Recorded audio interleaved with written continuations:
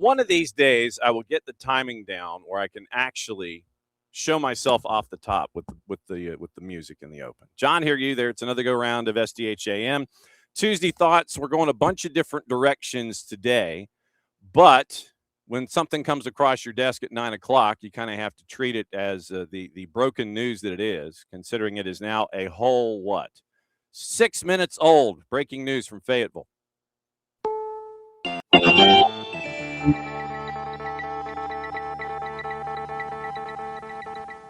Interesting stuff that came out this morning from our friends at U.S. Soccer.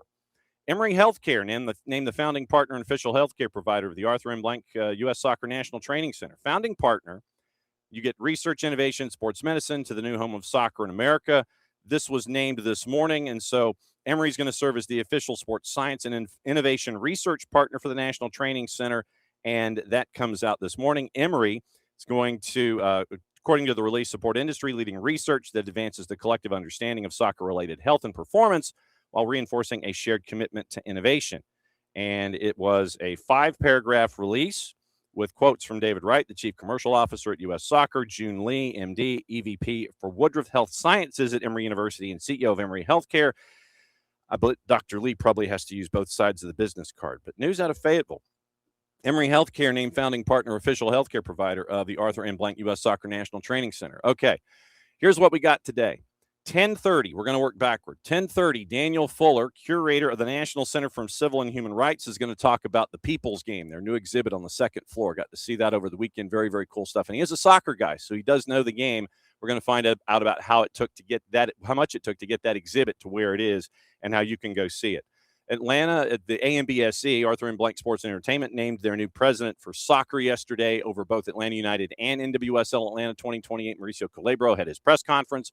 We'll hear from him briefly. We've got stuff with Cupdates to get into. USMNT was available for microphones in Irvine, California. We do have sound from that if we get to it. We've got all your Cupdates from yesterday previewing today. But first, he takes a breath. Opening kickoff presented by our friends at Black Pitch Coffee and blackpitchcoffee.com. Starting your day with the most important stories in the game, the right way to start your morning. Black Pitch Coffee, part of the SDH community, showing up at events all over Atlanta. Try their home blend made with beans from Brazil and Guatemala. Heavy-bodied, made with beans from Brazil and Guatemala, notes of walnut, semi-sweet chocolate, and a rich world-class finish. Opening kickoff powered by Black Pitch Coffee and blackpitchcoffee.com.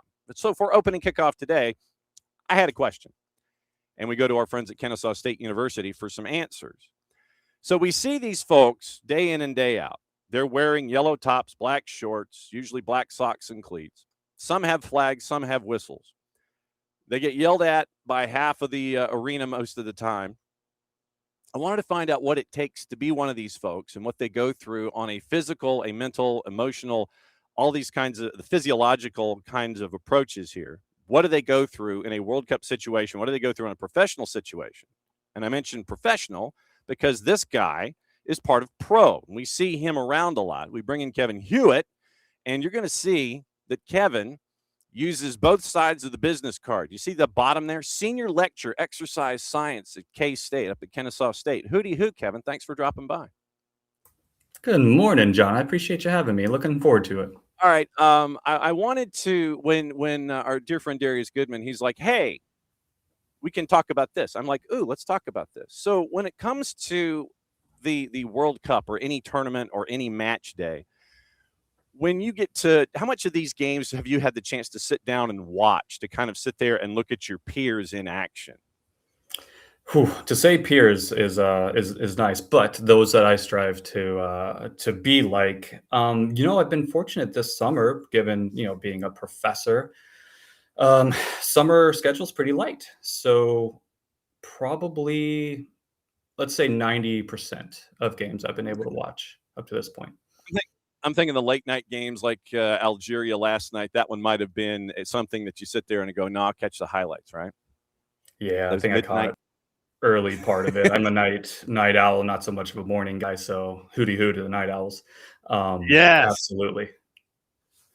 When you look at how they are piecing things together with athletes that are running 22, 23 miles an hour, what is the biggest misconception that those of us who cover /watch /fan over, is there one big misconception that we have as viewers and journalists about either the process, what you're going through in 90 minutes?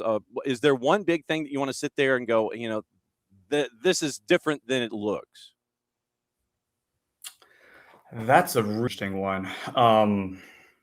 I don't know that I can think of one particular exact misconception. I think what I think of is realizing we are humans, and just like that, we are bound by our human eye. What we always talk about oftentimes, especially as a center referee, is we use a phrase "fight to get to the right position." And so, just like players that are always running off the ball, thinking about where they got to be strategically, the center referee really is trying to get they need to be so that they are in the place to make the right decision. And so maybe one thing is just a reminder that, hey, we on the field don't have the luxury of seeing these camera angles. So what we are bound to is by that one shot, that one snapshot that we have to make a decision. And so maybe that could be the reminder. I'm not sure that I could think of any particular misconception on that other than remembering that we are humans trying to get to the right place. And it could be as simple as a player running right across our vid, we being shielded at the wrong time where, hey, a decision could have been missed. How different is a mindset from being an AR to being a center ref on a game-by-game basis? Is it different tools in the toolbox, or are you kind of using offshoots? How different are those on a game-by-game basis? Yeah, exceptionally different. I think I was talking to one of our athletes last night, one of our referees, one of the other hats that I wear. And we were talking about going from a tournament. Let's think about a youth tournament. She would be going to a referee game, then turn around doing an assistant referee game, but also the traits that we look for in the people in our crew. As again, we are humans. We have to have our own teamwork, our communication. So we think about what we want to see in those traits. And so, like as a center referee, you think about being the leader of the team, and they're often going to be the ones, right? It's their final. So they're taking charge. They have that leadership. But as an assistant referee, which is more my trade, we tend to show our leadership in other ways. But we have to be very malleable, able to adjust to the referee and what he's looking for. If they are somebody who is very strong in their opinions and they don't need much from the assistant referees, that's possible sometimes. They might be others that maybe are new to a particular level, and they might need more help from their referees. So there are a lot of different things that we have to really turn on and turn off about that. And it's no different than a player going from a defender one game or even early on in the game, and then you hit 75th, 80th minute, they're down a goal, and hey, my center would go up. That happens from time to time as well. So differing positions definitely changes mindset of what we're trying to do and accomplish, without a doubt. Plus, you've got the personality side too. But yeah. When it comes to, and this is when you and I were talking pre-flight here, you actually produced a paper that when it comes to, and technically, I guess this is aerodynamics when it comes to exercise science and all this kind of stuff. You actually did a paper on how the flag as an AR can impact what you're doing, and literally it comes down to aerodynamics and making sure it doesn't act as a parachute. It was one of those parts of the game I don't think we really pay attention to when it comes to effectiveness for ARs. Is like you're dealing with stuff in your hand, and it's not a 4x4 100-meter relay, and you've got to continue to sit there and figure out, okay, how can I do this and still be effective? I thought that was really wild. When it came to that paper, what did you discover about simple aerodynamics and effectiveness when it comes to something like that? It was, John, it was just such a neat idea.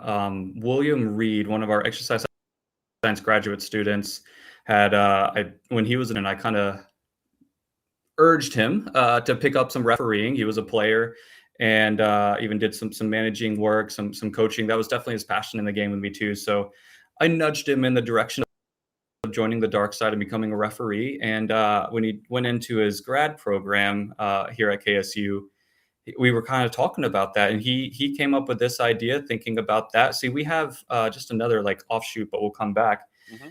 As soccer referees and other folks that you've allowed onto this podcast group has been probably shared a little bit of some of the other ins and outs of fitness tests and that sort of thing. But we have a somewhat rigorous fitness test at varying levels of evolution, I suppose, going to the national level, international level, that sort of thing that we have to pass as referees. And they involve doing some like change of direction work, some sprints, some intervals. And so he presented this idea to, even just in the game, we are looking at, of course, using the flag. But when we're training, no one ever trains with a flag. You never go to a park, see a referee training with holding a referee flag. So how much does it really affect our movements? Does it slow us down? You get the players that are able to go full on like arm motions, but we don't get to do that as an assistant referee. So he wanted to look up how much does it change our sprints. So we said, all right, let's put it to the test. So that's where those fitness test parameters, those came back into play. And we said, all right, let's have somebody go through these sprints and these change of direction movements as if you were holding a flag. So we did some trials where you were holding the flag and then some trials where you were not holding the flag. The general take home, the conclusion of it from what we saw is that when we were doing these change of direction things, it actually had no impact on our times, the movements that we made. It almost acted as a counterbalance, if that makes sense. Having a flag down at our hand almost helped us to create an fluid push off in each direction. But what we did see is it came down to that sprint. And I think it's what you're talking about, especially like aerodynamics and the idea of not really being able to use your arms. You take a 60 meter sprint. Once you get past those first initial kind of the acceleration part, that top speed, we're not able to generate the acceleration to really get to a fast speed quickly over that period of time. And that is, I think, because we're losing that power in one arm and we're basically going like this kind of motion to ultimately get through that speed. So didn't have a whole lot of effect, but it came down to the acceleration and the limited ability to use that one arm in that kind of weird single or unilateral movement. So would you, I guess, with that empirical evidence, is there any way to, and this is like me just off the top of my head, is there a way to make a flag more compliant? Do you hold it more to your side? Do you make the flag different? Do you make the composition of the flag differently with different material? How do you get the flag to cooperate better? So in those sprints, you can have something go down to where you're not losing your effectiveness as an AR. Yeah, I love that application. So these flags that we use, I mean, they're not heavy, but they're not weightless either. I think you could see anywhere around close to maybe a pound of weight. If that, maybe a little less. I can't remember exactly. There's differing, the market has a lot of different types of referee flags out there. At the higher levels, we tend to want to use heavier flags. Why that is, I don't know. We want to actually like feel our arm go up. I'm not sure what it is. Maybe we just want to act like we're big buff folks. But this is what I've always said, and as an assistant referee, if we are limited, we're so big on mechanics. My colleague, Matthew Conger, he always kind of jokes with us being internationally about other parts of the country.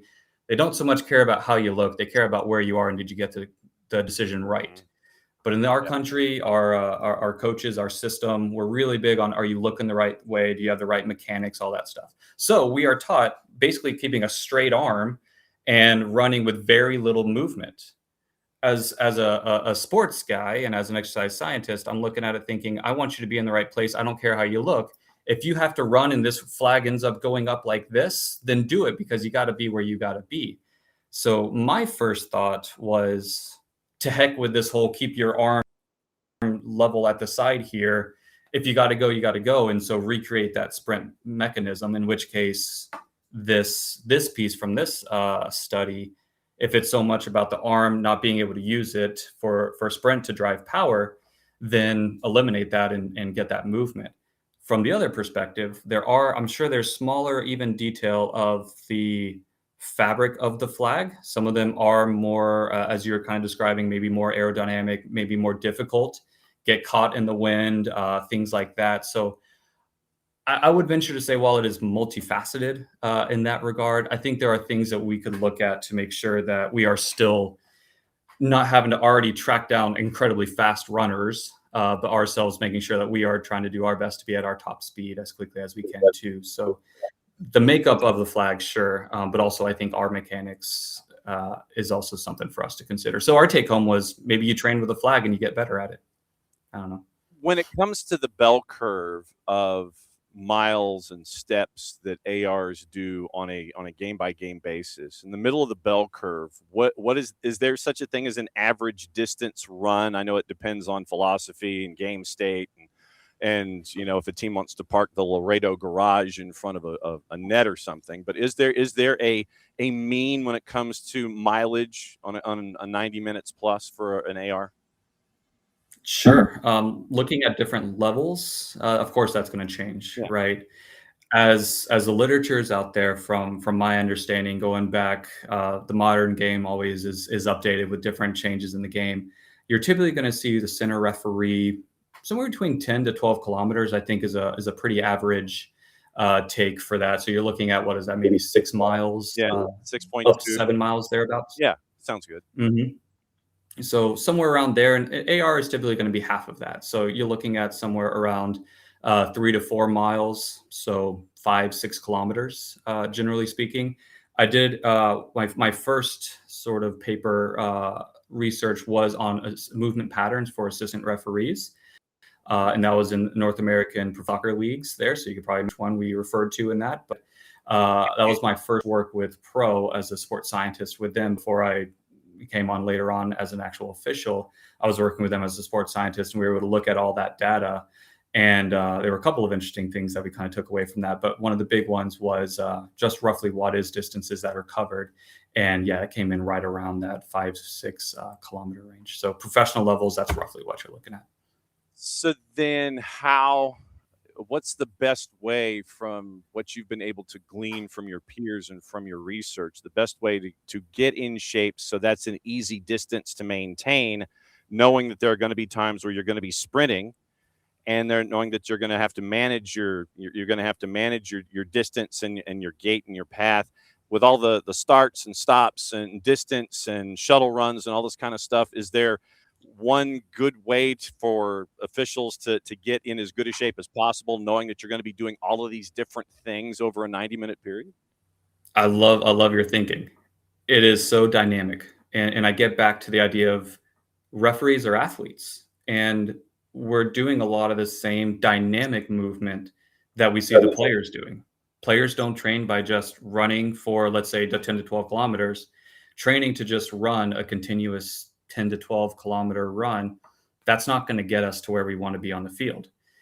On the other side, if we're sprinting, let's say 60 meters at a time, maybe our longest sprint could be, I don't know, just running 60-meter sprints isn't going to get it done. So I think for us in the conditioning side of referees, it's very fascinating to see that we have to be well-rounded. Mm-hmm. We have to show good sprint speed. We have to be fast. We have to keep up with the players, right? Keep up with play. You have that direct long ball that's coming from the back line over top. We have to be ready to go. We have to visualize that. We have to see that, anticipate it, all those things. But we have to show good speed. We have to show good explosive movement. When you start looking in this tournament particular, and something that at least pro is really, really emphasizing, I think it's okay to say that, is movement around the penalty area is a really important thing to us right now, because the penalty area, as we know, is such a hot space. It's so important of a space, right? That's where the critical decisions often are made, that we have to be able to quickly move from one point to the next, so that we can see. Another little buzz phrase is space between players, because that's where fouls happen, right? Whether it's the two hands pushed in the back, whether it's the actual clip on the ankle, we have to always put ourselves in a place as a referee to see between the players. So explosive, small dynamic movements around the penalty area, we need to have that. So we have to be thinking about things like plyometric movements, powerful movements, things like that. So we've got speed, we've got power. We do have to withstand a 90-plus minute match, so the demands of the match there. So we do have to have the aerobic component to it as well. But to what you're also saying as well, there are times where we are go, go, go, go. And then there are times where we are, okay, we can walk, scan, whatever. So then we're looking at anaerobic bouts. So you take the aerobic, we've got some anaerobic capacity, speed, and explosion. You're hitting a whole lot of different physiological factors here. Referees have to be really well-rounded in that regard. And at the same time, you've got to know geometry, because you've got to figure out your angles so you don't intrude, but you're still there. If, as a center ref, you've got to know your angles where you're not intruding on play, but you still can monitor what's going on in front of you. Basically, I guess, in a 60-degree window, but be cognizant of the 60 to your right and the 60 to your left. And for an AR, you've got to be looking at what's going on in front of you, but understand what could be happening off to your side, where ARs, I think, have to work in 180 degrees. I think center refs have to work basically in 360s, the 60 that's in front of them, and know what's going off in their periphery. How different a skill set is that? Yeah, John, it's exactly that, right? We kind of think about like two-dimensional view as an assistant referee sometimes. And I think that's hard for some people to realize, is we're pretty bound as an assistant referee, put that hat back on. We're bound by our location, right? We have to be with the second to last defender or the ball, right? Whichever is closer to the goal line. So we can't just go wandering in a particular place to see something. So we're aware of each other's blind spots. Some of the best referees that I work with, they're always aware of my blind spots, and same thing on the other side, where we try to be aware of where the referee's blind spot is too, so that we know those angles. So two things that we always think about as referees are our angle and our proximity to play. And we can be as close as we want to. I still can't see through a defender. So there could be a tug at the shirt, and I'm looking straight through their back. There's no way that I can see that. But on the other side, I might have my assistant referee who has that perfect angle to see that. So that whole teamwork side of things really comes into play there, to know that. And just as you're saying too, one of the difficult things as an assistant referee, if I can shine some light on that, when we are looking at a second to last defender and we have a close offside decision, imagine a ball from a right back who is all the way over there, and being able to see this very tight decision straight in front of me with the ball there is a very difficult thing for us, because we can't gauge exactly when that ball is played if we can't see it. So we have to practice things like peripheral vision, timing, and there's something called a flash lag that we have to take into consideration, where when the ball is played, if it's in our periphery, there's a period of time between when our mind actually registers, hey, this ball is played, and taking a snapshot of the second to last defender, and hey, is this player in an offside position? So we are looking at those things. Offside as an assistant referee is our number one responsibility, right? Nobody else can do that but us. So when that goes, a referee is going to see, hey, I know his focus here is going to be offside, so I'm going to handle fouls right here. It might be a time where our focus isn't so much on offside. Maybe we're looking at a boundary line decision. And if we don't have those two things, then maybe we can help out with fouls, maybe potentially misconduct and things like that. So there's focus, there's different areas where we're thinking about, what kind of angle do I have? Do I have a teammate who has a better angle? And the communication that goes through, it's constant. Then on the mental side, with IFAB sitting there and coming into this tournament and saying, hey, you have all these new rules that you have to monitor. And you're going, thanks, boss. I appreciate that. How difficult is it with a rule change to navigate that, knowing how your brain has been trained up until that moment to purge the old law, and then institute the new law and make sure that you don't stumble in a game situation where something like that could happen? I know it's more mental as opposed to exercise, but I guess it is a mental exercise. Yeah, I mean, I wish we had time to go into the mental components and fatigue and things like that. But look, we got time and tape, so it's all yours, brother. We can keep going if you want. What I can give you is the most recent side of things. So obviously, this past year we've now introduced the 8 seconds for the goalkeeper, brand spanking new. We have to have preparation. I think preparation is the first and foremost things that we have to do, is be prepared of those. Always studying them, and oftentimes in our pre-games, we've been putting those things in for at least our first several games. Hey, let's make sure we remember these new rules being in effect, or new laws. So the 8 seconds, oftentimes in my first couple of games when we instituted it, sometimes the assistant referee would have to kind of jump in. Hey, we make sure we're counting 8, 7, 6, whatever it is, and then you start to see the 5, the 4, and so on from there. So it might be as simple as, just as a team, make sure we remind each other when those things are in place. And as long as we're doing our due diligence, we're used to it by now. We know every year there's some kind of a law change that we have to adjust to. And it might take a game or two. Usually we have a preseason where we can kind of get those in. For these referees at the World Cup, though, so these set of new rules, these modifications are being taken straight into the tournament, right? They don't have those preseason games. I don't think they did any of the games heading into the World Cup where we were instituting it. To my knowledge, I could be wrong on that. So it's funny because they have to take it from the World Cup, instituting it right away. And I'm sure they had plenty of training on how they want to actually go about instituting it, where their kind of bar is, what they're looking at, examples of how they want it to be implemented. So it does take those adjustments, but we try to let everybody know, hey, we're all learning, and knowing what that looks like, I think is pretty important for the all stakeholders, the players, the coaches, the fans, ourselves. All right, let's go added time and talk mental here. When it comes to the going mental and being mental and making sure that everyone that is attached to the game is at 100%. I mean, when it comes to the mental aspect, I mean, acuity is something that has to be kept.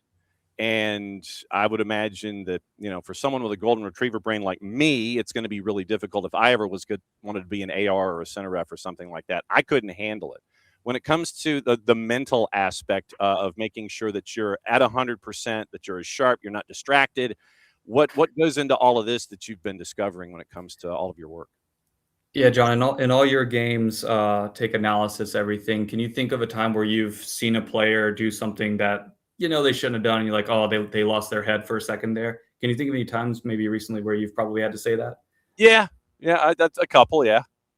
So again, this idea we are all human, and there are so many factors that play into our mental focus, and certainly for anybody that's distracted, think about the emotional toll that it takes with everything. When you see a referee start to get kind of wound up or lose their emotional side of things, that's one little cue that maybe they don't have quite the mental focus that they need to. We have a Matthew Conger, again, I'm going to shout him out. He's one of my colleagues that we work together with a lot of stuff on the mental focus for referees.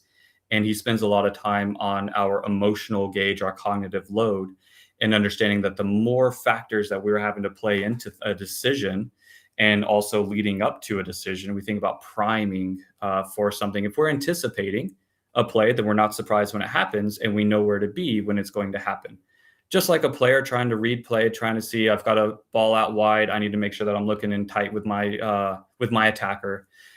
We are priming ourselves on that decision, but also what are the emotional things that are going to distract us from other things? Are we thinking about our last decision? But then lastly, putting the exercise science hat back on, fatigue.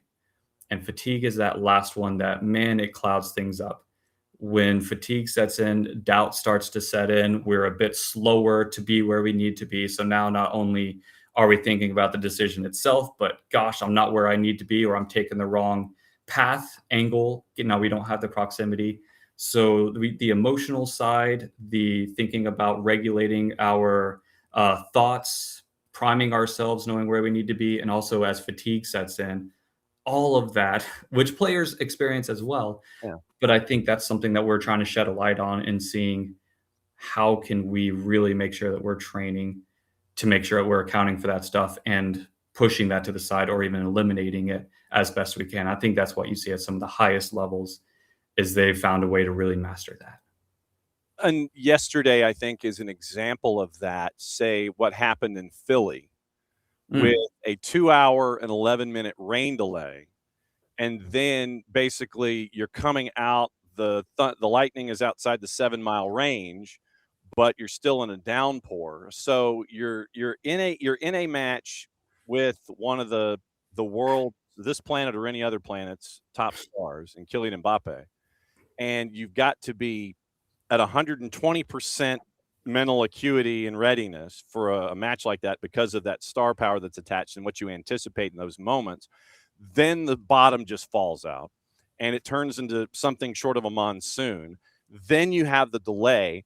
Then you've got to get back up and running. Then you've got to finish the match in the second half. I mean, that to me, when it comes to being an athlete and all these ebbs and flows and trying to keep it from being a labor of Sisyphus at points, I mean, it just seems like there's a lot to navigate there. And you've got to compartmentalize, okay, I've got to tune this part out that's falling down on me all day and figure out how to still do my job. I mean, that to me would be a prime example of how to navigate something like what you're talking about. Yeah, for sure. That was wild to see, wasn't it? But they draw from experience too, right? Especially at the World Cup, you have to think they've seen just about everything and every condition, no matter where they live in the world too, because they do so many international games.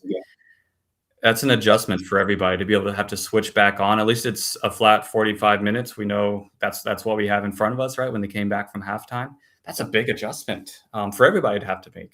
Players, referees, everybody. So much time to sit and think about things. Yeah, think about things. What is your next paper, sir? I wish I actually had an answer for that. I know what I want. I won't go out and say what we're going to go for just yet, but as a lecturer, I'm not so much on the ability to drive my own research all the way through with my own particular workload. So it takes a team, and it takes the right team, and we have the team in place. You got your ARs there in exercise science for you? Absolutely so. So I'm hoping that we can do some things looking at this whole idea of the fitness test and considering some things there. There's some changes that are being made that are worth exploring, but we're hoping that we can do something with that. The U.S. Soccer is a fantastic partnership with Emory. I love that they're kind of going into that space and helping out. We'd love to see some kind of research being there in the backyard that we can do to kind of put some kind of partnerships together. But right now there's nothing brewing on the stove. All right. Well, then my last question for you is this: with nothing brewing on the stove, is there a topic that you have held off to the side that you haven't had the time to research that you would love to find a deep dive to get into? Is there a question that has been bugging the ever-loving ish out of you that you want to tackle? Is there an issue that you want to sit there and go, I want to figure out the why of X, WHY of X? What would that topic be off the top of your head? Is there a paper that's just been kind of sitting there that you want to sit there and really dive into, that there's a question that's been bugging the crap out of you that you want to get into for investigations? John, there is, and it's the last one that we talked about. It's the cognitive load. It's the decision-making part. I'm so fascinated with how fatigue affects our decisions. I want more on that. And there's a little bit out there. You think about the number of decisions in a game and then which ones occur late in the game and all this stuff. Like there's some out there that does exist. I want to keep looking at that further too and do some work on how fatigue affects the decisions that we make. Cool. Maybe we should both send emails to our buddy Chris Rivet over at Pro and sit there and go, dude, we need to tackle this. This is important. I can't thank you enough. And I think we beat the repair guys outside the house. They've been good. The Huet palatial estate. I can't thank you enough for doing this. If there's anything else down the line that you want to sit there and elbow your way in, seriously, you know how to get in touch. You know how to get into the studio, and you want to crash and sit there and go, I want to talk about this, at 5 o'clock or morning show on a Friday afternoon or something. So, hey, I want to talk about this. You know where the key is now under the mat, so you can come in anytime. Seriously, thanks for opening the door on all this kind of stuff. I know it's kind of third dimension material at points, and folks have to really kind of be dug into it. But there's a lot that goes into being an AR and a center ref that we don't know about, that really takes a lot of math and trig and a bunch of stuff that we don't think about to make sure that you guys are doing your jobs. I can't thank you enough for opening the door on this. I really appreciate it. John, thank you so much for having me. I'll leave you with that idea of we are all stakeholders in the game, and I think we all learn from one another. And so just as I know referees, I hope we can be vulnerable enough to ask questions to players and coaches on perspectives, and I hope that it can kind of be reciprocated too. So I'll leave you that last idea that we can all learn from one another in some way, shape, or form in this game. So I'm super thankful that you brought me on too, and thanks for the time. It'll be fun. All right, go get your coffee, be properly hydrated, and we'll catch up with you soon. There he goes. There he goes. There's Kevin Huet. That was cool. Like I said, it was something that and K-State was like, hey, we've got some stuff that we can get into here. And it's like topic. Ooh, I want to talk to Kevin, because there's that three-dimensional stuff that we don't necessarily get into or understand. Like I said, we just see folks running down touch lines and things with flags. And like I said, when I stumbled across the paper that was written, I'm like, does that slow them down? Does it act like a parachute? You have to be aerodynamic when you're running. Literally, it just kind of opened from there.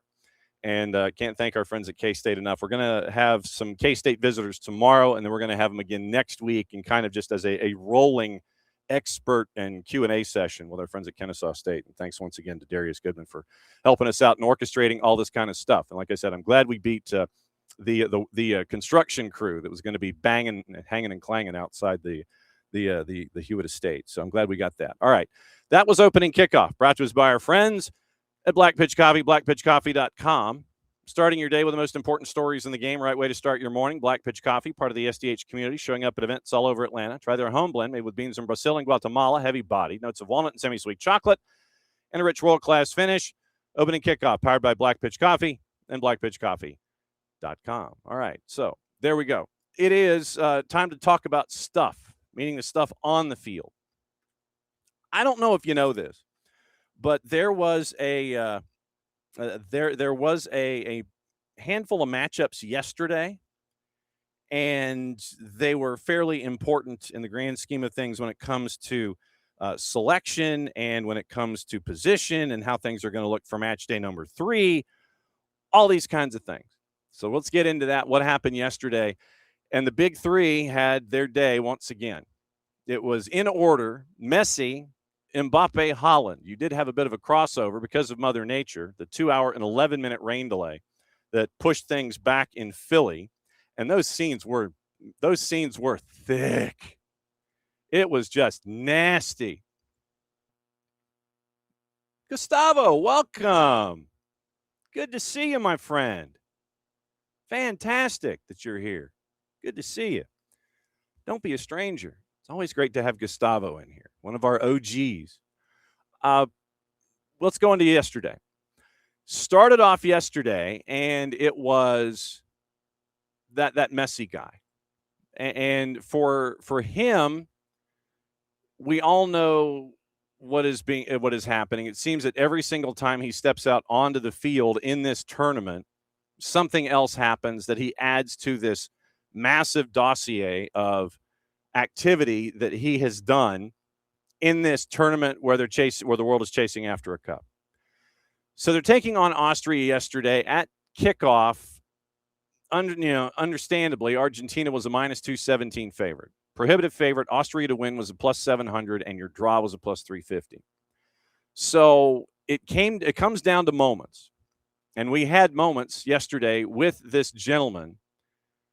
And really, there's only one way to get into those moments. And I give our friends at Telemundo the absolute credit for making darn sure, I'll use that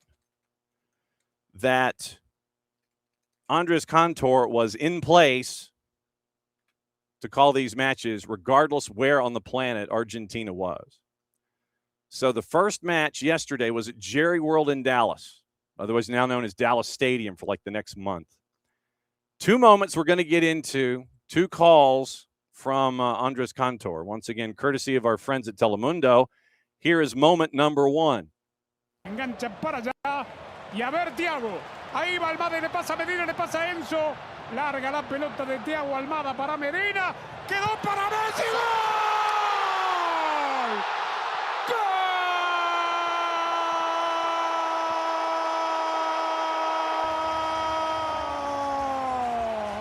El máximo goleador en la historia de la Copa del Mundo, Lionel Andrés Messi Cucitini.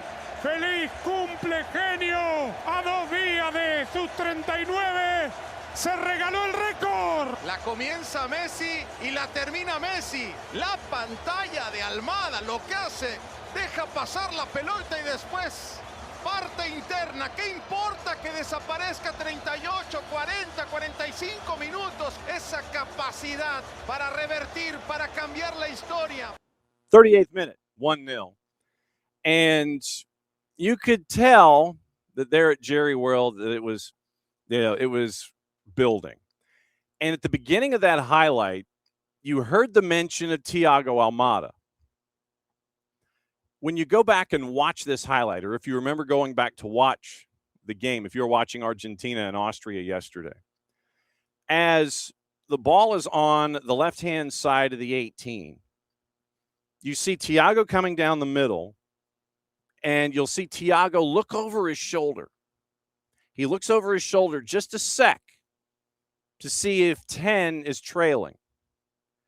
And he notices that he is. And we talk about peripheral vision and just making sure you know where folks are. So the pass comes toward the top of the 18, toward the top of the box. Thiago cheats. He kind of looks a little bit. He just kind of glances, sees that Messi's coming, and you see that dummy that Thiago Almada pieces together. And yes, there is a bit of a John Texter update. He's getting loud and proud again, and I've got to write that down that we've got to find out what the latest is there. He was contesting some printed reports, and it was on, I believe it was on his 280 character app account that he was doing it. So I wrote it down so I didn't forget it. Probably won't have time to get into it today. But Thiago Almada just kind of looks over a little bit. Notices Messi's with him. The dummy that Thiago gives forces the Austrian defender to have to account for him. But, of course, when you've got Messi screaming down the middle, great thoughts by Thiago Almada. Messi's your trailer. How many times have we said that in his career? Smashed it into the net to make it 1-0. And so you're wondering when Argentina is going to get that second. The answer was at 90+5. It took a while. But once again, with Austria trying to defend, sticking with the play, Messi gets goal number 2. Once again, courtesy of our friends at Telemundo Deportes. Si cruza Tago, el gol de Julián, si cruza, vino para Julián y es el 2-0 y viene, tapó el arquero, será de Paredes, será de Messi, tampoco Messi,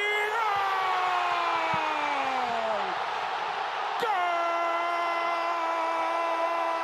La sacan de la raya y ahí sí, sin portero, Lionel Messi entre las piernas. Gol 18, quinto gol en Copa del Mundo en esta edición 2026. Es líder de goleo, 3 puntos. ¿Quién más? El genio del fútbol mundial. Second goal at 90+5, 2-0 win. So that puts Messi at 5 goals in 2 games.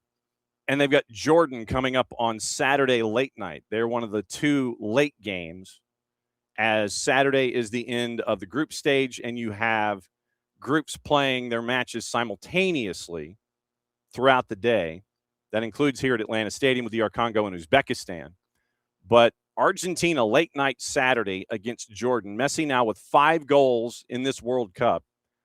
And somebody asked Scaloni, and it's like, man, I just run out of things to say. I'm paraphrasing there. But with what happened with Argentina yesterday. Argentina have lost only 3 of their last 18 in the group stage. They're 10-5-3. Or 10-3-5, however you phrase it. Unbeaten in their last 8. They've lost only 2 of their last 18. Second time in 19 participations that Argentina has opened up a World Cup campaign back-to-back clean sheets. All-time top goal scorer in World Cup history, and that was mentioned in the highlight, 18 goals. 2 ahead of Miroslav Klose. Cristiano Ronaldo is at 15. Gerd Muller, Kylian Mbappe are at 14. You anticipate that Kylian Mbappe is going to pass Messi at some point. Top appearances in World Cup history, Messi now with 28. Lothar Matthäus at 25. Klose at 24. Maldini and Cristiano Ronaldo at 23. Messi's opened the scoring in 7 of Argentina's last 9 fixtures. Messi's joined France's Just Fontaine in 1958 and Jairzinho from Brazil in 1970 as the only 3 players to score in 6 consecutive matches. 10 goals in his current 6-match scoring streak, which began at the round of 16 back in Qatar. And then Lionel Messi, World Cup goals scored when aged 35 or over. Olivier Giroud has 4. Roger Mila has 5. Lionel Messi has 12, people. 12 goals over the age of 35. The insanity that is attached to this. I don't know if we are necessarily going to fully understand what we've been watching here. But there might be a day when we understand what we've been seeing with Lionel Messi, or as he was properly addressed, not by a mom or anything that was, or parent that was mad at him, but Lionel Andres Messi from Andres Cantor. Then we go to match number 2. This was the one that was held up by the rain that we were talking about with Kevin Huet. France would beat Iraq 3-0 at the end of it all. Unbeaten in their 6 matches against AFC teams, 5 wins and a draw. Back-to-back wins for the 4th edition of the World Cup in a row. They've only lost one of their last 11 group stage matches, 8-2-1. 11 of their last 13. Didier Deschamps, they're under his tutelage, they've won 13 of their last 16. Second time France has scored 3 or more goals in 3 straight matches. Deschamps, 16 wins as a head coach, level with Helmut Schön for the most in tournament history. Deschamps has been at the helm for 21 matches. Schön was in charge of 25. Mbappe made his 100th senior international appearance, 60 international goals, 16th goal and 16th appearance, level with Klose, once again in the all-time charts. Mbappe now has the record for most World Cup matches with 2 or more goals, now having done so in 6. Mbappe's 14th minute goal, earliest strike in a World Cup match, only the second time he scored in the first half, other occasion being his very first World Cup goal in 2018 against Peru when he scored in the 34th minute. So because of that, and because of all of those things that we are discussing, I'm going to fix the font, because we have one of those goals, courtesy of our friends at Football de Primera, FDP Sports. And here was that first goal on the board that can really only be described as Dr. Evil described it, activities in one of the Austin Powers movies. It was a frickin' laser beam. La jugada y hay un rebote, inmediatamente lo vuelven a recuperar. Mbappé le quiere pegar al arco, lo metió, balón adentro, golazo. ¡Gol de Francia! Kylian Mbappé en su partido número 16 en una Copa del Mundo marca su tanto número 15. El primero del partido para Francia lo marca Kylian Mbappé. Gana Francia 1-0, irá con el gol de Kylian Mbappé en fútbol de primera. There you go. Jesus Acosta on the call for FDP. And that was the first one. He would score the second one after the rain delay. And your final, as France continues to work their way through the group stage, they get the win 3-0. So then, because of the rain delay, you kind of had to have a multi-screen experience. And as Norway was chasing after a win, trying to keep the beat in their group with France, they got Senegal at the Meadowlands. And this game was about half past crazy. It was back and forth. The Senegalese, not intimidated by anyone, any place, anytime, anywhere, and twice on Monday. They don't care. And no, you don't have a defender that you can truly go 1v1 with Erling Braut Haaland. But if they're going to score, then we're going to score. Literally, you're just going to try to take the over and figure out what was going on. Just to break it all down, just to give you an idea. So Pedersen scores in the 43rd, 1-0 at the break. Okay, cool. You've kept Haaland in check. Haaland scores in the 48th to make it 2-0. Ismaila Sarr scores 5 minutes later to make it 2-1. Haaland scores 5 minutes later to make it 3-1. Sarr scores again with a scramble in front of the net at 90+3. And they had about 8 minutes after that because that was at 90+3 and you had time and subs and stuff that was added on. So 3-2 Senegal, once again, at the end of it, loses to Norway, but Norway wins at 3-2. So you end up with 2 goals for Erling Haaland, 2 goals for Kylian Mbappe, and another 2 for Lionel Messi. So the Golden Boot standings, once again, 5 for Messi, 4 each for Haaland and for Mbappe. Argentina wraps up their group stage once again late night Saturday. And it will be intriguing to find out what that lineup is going to look like as Argentina goes up against Jordan at 10 o'clock on Saturday night. At the same time that Austria takes on Algeria, probably is in a win and in situation for the winner of Algeria and Austria. So Argentina, once again, minus 435 going up against Jordan at a plus 1,500. Messi's got 5 goals. So we'll see what happens in that one. But then you have Haaland and Mbappe going head-to-head as one of your leadoff games on Friday, 26th.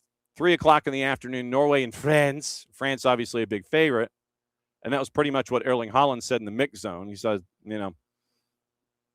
don't care about my goals, and France is probably going to win the tournament. So, big 25-second soundbite of Scandinavian honesty, or at least what he was mainly thinking. So, batting leadoff on Friday, Norway and France. The late game on Saturday is Argentina and Jordan. So Messi gets to look at the other two going up against each other, probably canceling each other out for late night Saturday while they bat leadoff on Friday. So what? 7, and so it's about 30 extra hours of rest for Messi in the group stage finale against Jordan. Then the late game last night. For all of you sickos, and we know you're out there and we love you for it, it was at Levi's. How do we know? Because the tarp was covered in Levi's fashion. At San Francisco Bay Area Stadium, Jordan had the lead in this one. Al-Rashdan scores in the 36th. It was 1-0 at the break, but then Algeria comes storming back. Ben Bouali in the 69th. Guiri in the 82nd. Algeria comes back. So Les Fennecs de Lawrence, the Phoenix, the Desert Foxes of Lawrence, Kansas, get the 2-1 win. Big win for them.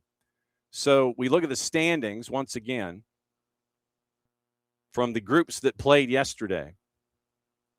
And we'll get into your previews here in just a little bit for what's happening today. So everything is still to play for in Group G. Egypt, Iran, Belgium, New Zealand. Group H, we're going to be hearing from that. Everything is still up and running. France and Norway, we know that they are both in. Winner of that match wins the group. Loser of that one is going to be second. Senegal and Iraq need help. One of them's got to win, and then you've got to win with distance. Senegal in goal difference right now is at -3. Iraq, having lost their 2 matches, is at a goal difference of -6.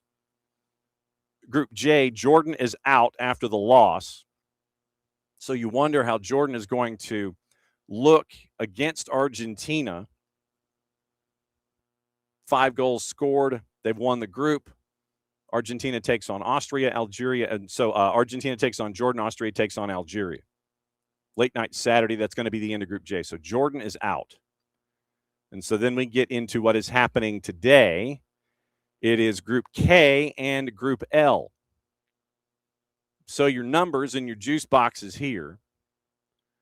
1 o'clock Eastern time, Portland, Portugal and Uzbekistan. Portugal and Uzbekistan bat lead off today. This one is at 1 o'clock. And this matchup is in Houston at NRG. Roberto Martinez was asked at the MD-1s what he thought meaning his team, what Portugal's biggest weakness was heading into this match. And here was his answer once again. Roberto Martinez, head coach of Portugal, heading into the matchup with Uzbekistan in about 3 hours' time. It sounds more an answer than a question, I must admit. I think in football, the perfect team doesn't exist. I can tell you that. It's a sport that is played with the feet. So the teams that they have the ball, that they got the possession, that they want to get in the final third, they can be more open in set plays, they can be more open in counterattack. The teams that they are well organized, that they play without the ball, then they got problems in other aspects. So we need to be ourselves. We respect immensely the experience of Fabio Cannavaro and what he's doing with his team. It's always difficult to play against teams that they got no real expectations in a big tournament, because for Uzbekistan to arrive here is a big celebration. We respect them immensely, and we need to be ready for what's going to be a really challenging game, knowing that every team in the world has their weak points and their strong points. Roberto Martinez leading into the matchup against Uzbekistan. That one, once again, 1 o'clock this afternoon at NRG on your favorite network of choice. After that one, it is England and Ghana. England is a minus 526. The Ghanaians are a plus 1,600. And your draw is a plus 625. Thomas Tuchel at the MD minus 1 was asked by Kave Solikal of Sky his thoughts on Jude Bellingham and how he has been progressing, and what it's like here for Jude Bellingham with the showing that he had in the previous match day, getting ready for match day number 3. So here is Thomas Tuchel at the MD minus 1s discussing what it's going to be like for his group today going up against Ghana at 3 o'clock.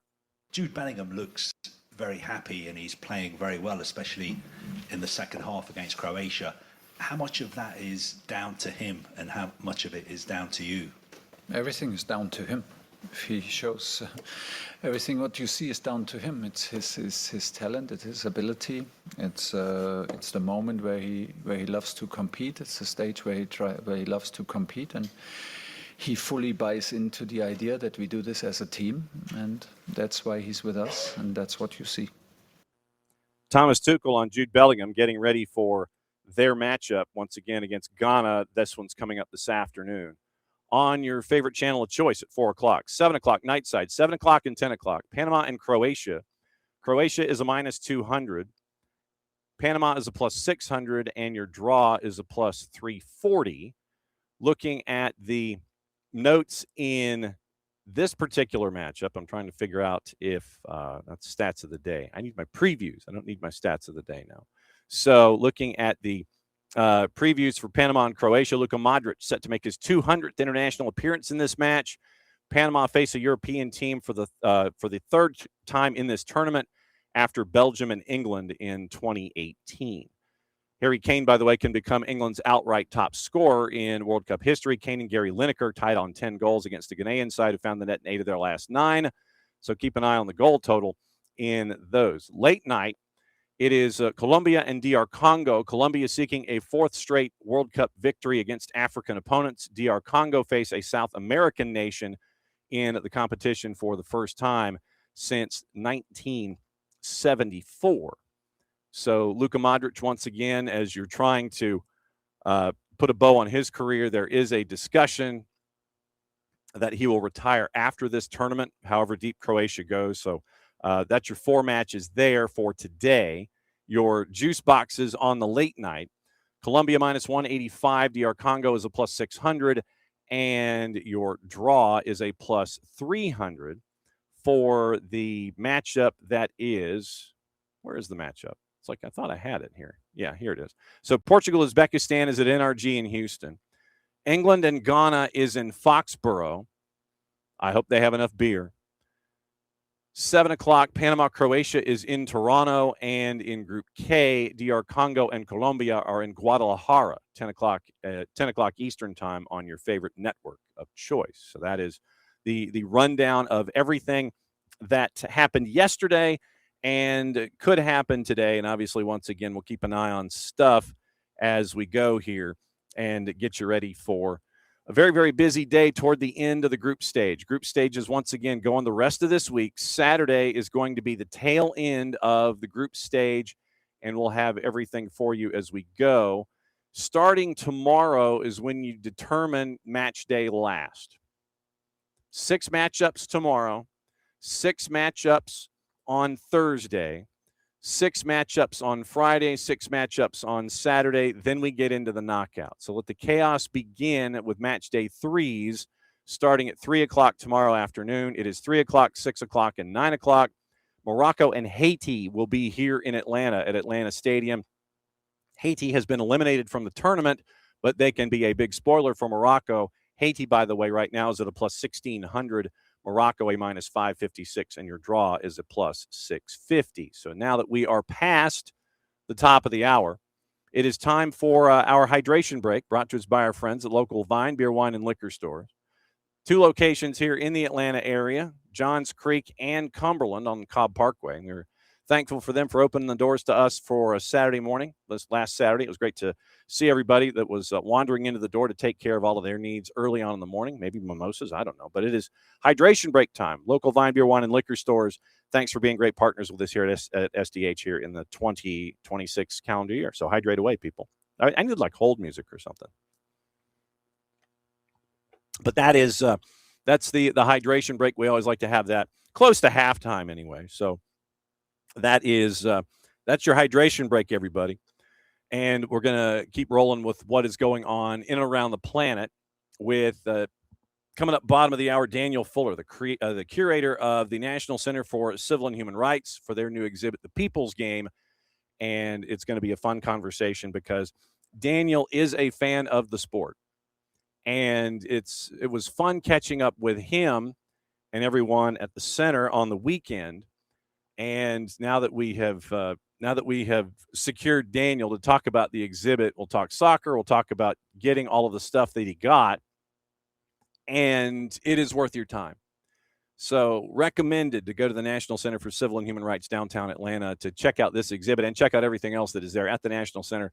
But the curator, Daniel Fuller, are going to be joining us in about 20 minutes. So yesterday here in Atlanta, it was the opportunity for the assembled media to see the new president of soccer. And it's not just one of the teams. It is for the overseeing of both Atlanta United and for NWSL Atlanta 2028. So as president of soccer, Mauricio Culebro, just to give you some background, has been in town about a week. And Culebro is going to oversee all aspects of both clubs, reporting directly to AMBSC CEO Rich McKay. This is the hierarchical structure. So Culebro, for those that may not remember, president of 2 professional football clubs in Liga MX, chief operating officer of the FMF, the Mexican Football Federation. Most recently, he served as president of Tigres, looking over sporting and business operations across both the men's and women's programs for the last 5 years. Tigres won Liga MX, Campeón de Campeones, Campeones Cup, and 4 Liga MX Femenil titles, 3 Campeón de Campeones Femenil titles, top 5 in both leagues, doubled commercial revenue, strengthened the club's position as one of the top clubs in Mexico in both men's and women's. Before he was at Tigres, he was chief operating officer at the FMF, and he was part of the group that started the operational planning for the tournament that we're watching now. 15 years at Club America, going from intern all the way through the organization, president, ops VP, ops director, general coordinator, only president in Mexico in Liga MX to capture both men's and women's league championships with 2 different clubs. And so, as it was said at the time, Culebro's main task will be to elevate Atlanta United when it comes to the men's team and the launch of the women's team, NWSL Atlanta 2028. And there will be some key hires that it was mentioned at the press conference yesterday with Josh Blank, with Mauricio Culebro, and with Rich McKay. There will be some key hires that will be made in the coming months, so keep an eye out on that. Serving as the organization's primary liaison for the ongoing partnership with the U.S. Soccer Federation as well. So he's going to collaborate with Rich McKay, AMBSC, and the shared services teams as they get ready for NWSL 2028, soccer and business leadership and staff, training ground, modifications for matches for Mercedes-Benz. So that's what Mauricio Culebro has been signed to do. And so now, as president of soccer, for AMBSE, he has a task ahead of him, and he is looking forward to that task. So, President, I'm trying to write a font out here really quickly. If I could spell President of Soccer, AMBSE. So, yesterday, Mauricio Culebro was with the assembled media, and here is part of his conversation that he had with the media, and here is Jason's question about the women's team specifically and what Culebro is looking to do out of the blocks. One thing that is different from when I started at Club American, we started the women's team, is like in that time the league just told us, you know what, you need to have a women's team, but we knew from there that we wanted to create something different, and we didn't want the women's team to be like a part of the whole team. We wanted to build something with its own identity, and I think that was a great experience. I think we took like a leap start going from there, and then during the time we've noticed that they are different. I mean, the way you need to build a team, it's very different, the women's from the men's. They're very specific. And I think they share, obviously, some core values like identity, like core values. And I think what I've learned in building one team and taking the other team to the next level is going to be very helpful here. Obviously, what these guys did in the past with launching Atlanta United was great as well. So I think we can get some experience as well, what went well, what didn't, and we can replicate what went well. But obviously, we will need to create something very specific and as I said before, something that the fans will be proud of. Mauricio Culebro, president of soccer for AMBSE, for both Atlanta United and NWSL Atlanta 2028, all of the oversight that is going to be looking at both clubs. Not necessarily going to be at the table on the decisions having to do with personnel. I mean, he's not going to be, that's not going to be part of his day-to-day. Might be a part of those conversations and a listener in that. But it will be interesting to see Mauricio Culebro, now president of soccer across the board, involved with Atlanta United and with NWSL Atlanta 2028. So that is the latest from Mauricio Culebro yesterday with the assembled media. Now, the United States, they are working their way toward match day number 3. And yes, they've won the group, but they still think that there's some work to be done heading into the knockouts. They have a matchup against Turkey, and they are late night on Thursday. Right now, they're a minus 105. Draws a plus 309, and Turkey is a plus 260. They are still working out on a daily basis over at in Irvine, California, and in the area of Championship Soccer Stadium. But they're still working out on a daily basis, getting ready for everything. So the assembled media that is there in Irvine, camped out, got to catch up with both Alex Zendejas and Folarin Balogun. So here is part of the catch-up with Alex Zendejas, once again, courtesy of our friends at US Soccer in Baritone. Alex Zendejas, as they get ready for Thursday. Yeah, I think it's even though, like you said, it has no effect. I mean, it still does, because it gives us that confidence to what's coming next. We're talking it with the group that just because we're through doesn't mean we have to let our foot off the pedal. We have to keep on going with that same confidence, same rhythm, and keep showing each other and the world what this team's made of. Alex Zendejas getting ready for match day number 3. Along those same lines, Folarin Balogun getting ready for match day number 3. Once again, courtesy of our friends at US Soccer in Baritone. No, he hasn't said anything to us. I think as players, it's not really role and responsibility to focus about that. We all have trust in the coach, and whatever team he plays, I'm sure they'll go out there with the objection to win. After 180 minutes played, what's your takeaway about this World Cup experience as a player individually, as a team, and as a country? Yeah, for me it's cool, it's my first World Cup, I'm enjoying it. I'm enjoying the stakes, I'm enjoying the pressure, it's what brings out the best in me, so I'm very excited. Valerian Balogun getting ready for match day 3 against Turkey, late night on Thursday. And so that is where we are with the U.S. men's national team as they get ready once again. They're into the knockouts and trying to stay in as tip-top a condition as possible. Head coach Mauricio Pochettino has alluded to there being some differences, maybe getting some guys some minutes, some guys some reps. So the lineup will be interesting. The layout will be interesting. Who gets minutes will be interesting, and how many. How many will Christian Pulisic get? Will he just get out there to get the engine warm and get it turned over? Is he just going to, does he get a start? We'll find out as we get closer to Thursday. But right now, Mauricio Pochettino has not said anything, as you heard from Valerian Balogun, about who's going to be playing and how many minutes as they get ready for the end of the group stage. So projections. We get into this occasionally. It's kind of fun to stare at. But our friends at the BBC have kind of laid out the knockouts, and they do it as a continually updated thing. So just to give you an idea, if the knockout started now, not now because it's 10:15 in the morning on the East Coast, but if it started in a little bit, if it started, say, noon or 1 o'clock this afternoon, here's how your matchups would go. You would have a mini bracket that would have Germany and France in the last 16. You would have Germany and France literally in the round of 16.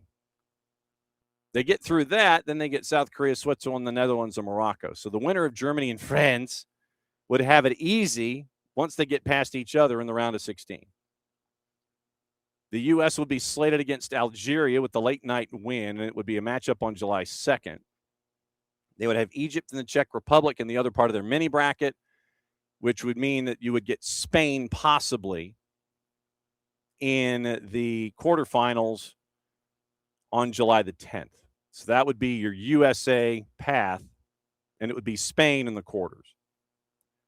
Brazil, Japan, Ivory Coast, and Norway in one mini bracket. Cabo Verde would be in. They would be taking on Mexico. England and Portugal, the subplots there are off the charts. Like I said, this is as if the knockouts were to start this afternoon. England and Portugal in the first round of the knockouts. Somebody's going to be taking it on the chin on July 1st. Argentina, Uruguay. Then they would get the winner of Australia and Iran. So Argentina would have a pretty decent run at the bottom of the bracket.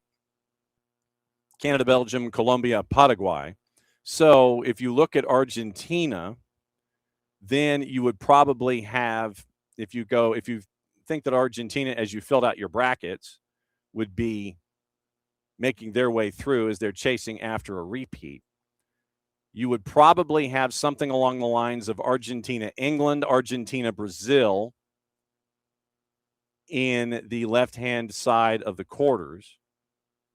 And then you would probably have Argentina versus France in the semis on the left-hand side of your bracket. So that would be how that would look, and that'll be fun.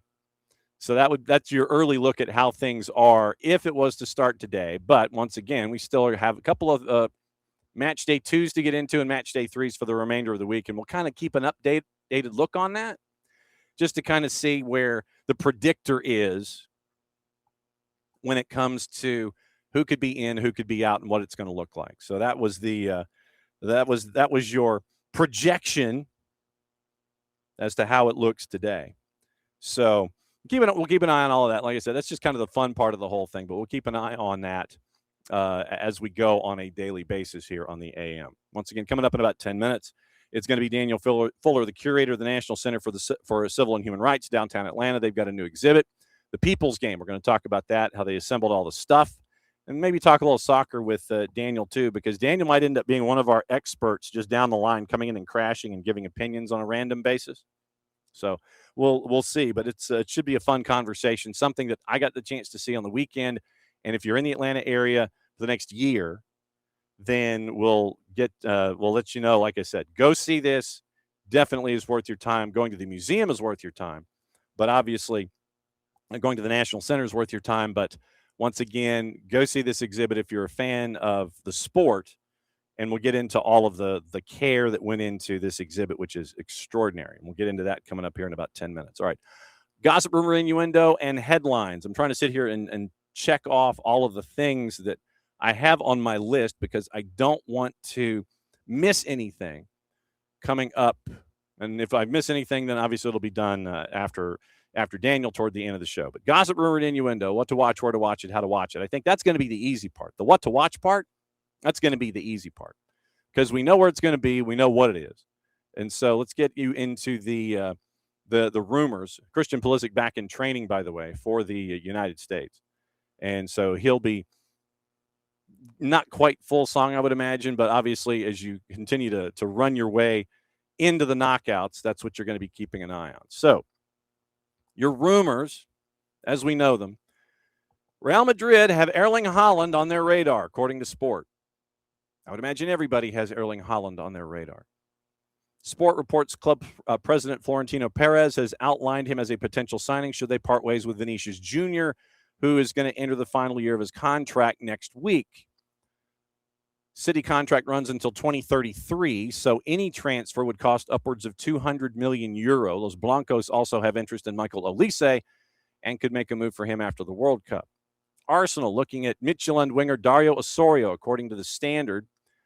Gunners reported to hold a long-standing interest in the 22-year-old prospect, compared in style to Alexis Sanchez with his 25 caps for Chile. Osorio has also been linked with Bournemouth. Arsenal, Bournemouth. Spurs interested in Manchester United winger Marcus Rashford. The iPaper reports that Spurs are set to make the 28-year-old their next priority in the summer window, hopeful of negotiating a lower fee than the £25 million release clause in his loan deal at Barca. Rashford would reportedly prefer to remain in Europe. Red Devils have no plans to consider a second loan move for him at Camp Nou as they want to offload him permanently. Atleti lining up a move for PSG winger Lee Kang-in, according to AS.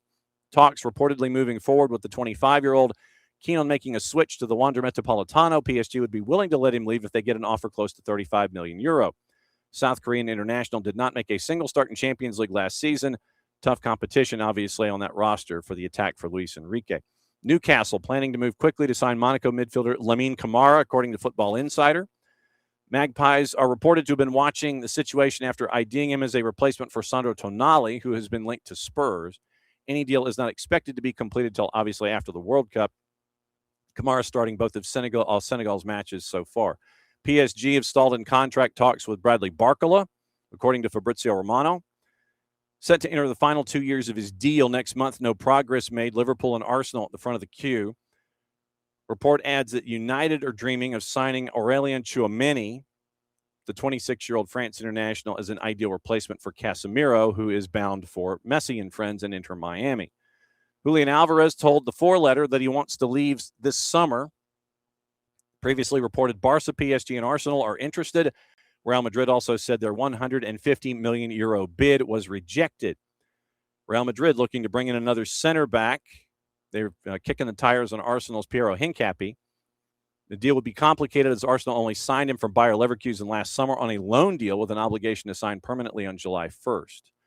Barca interested in Manchester United striker Benjamin Sesko from Ekrem Konur. Arsenal have made Aston Villa attacking midfielder Morgan Rogers their number one priority, according to The Guardian.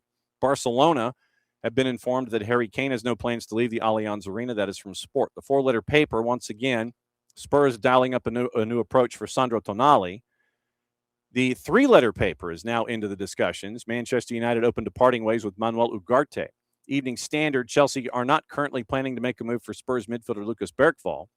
Leipzig hopeful of persuading winger Jan Diomande to stay at the club, offering him a new contract with a salary increase amid interest from PSG and Liverpool. That is from Philipp Heinz. Juve defender Gleison Bremer wants to stay beyond this summer, recently linked with Bayern Munich. That's from Gianluca Di Marzio. Di Marzio also reporting that AC Milan are looking at Sporting midfielder Morten Hjulmand and winger Francisco Trincao. We'll ask Nino about that one on Thursday. Football Insider, Hull City and Ipswich exploring a move for Birmingham City striker Jay Stansfield. Fabrizio Romano, Feyenoord, and Japanese international striker Ayase Ueda have received approaches from Premier League and Bundesliga clubs. Remember, Ueda came up big in the last match for Japan.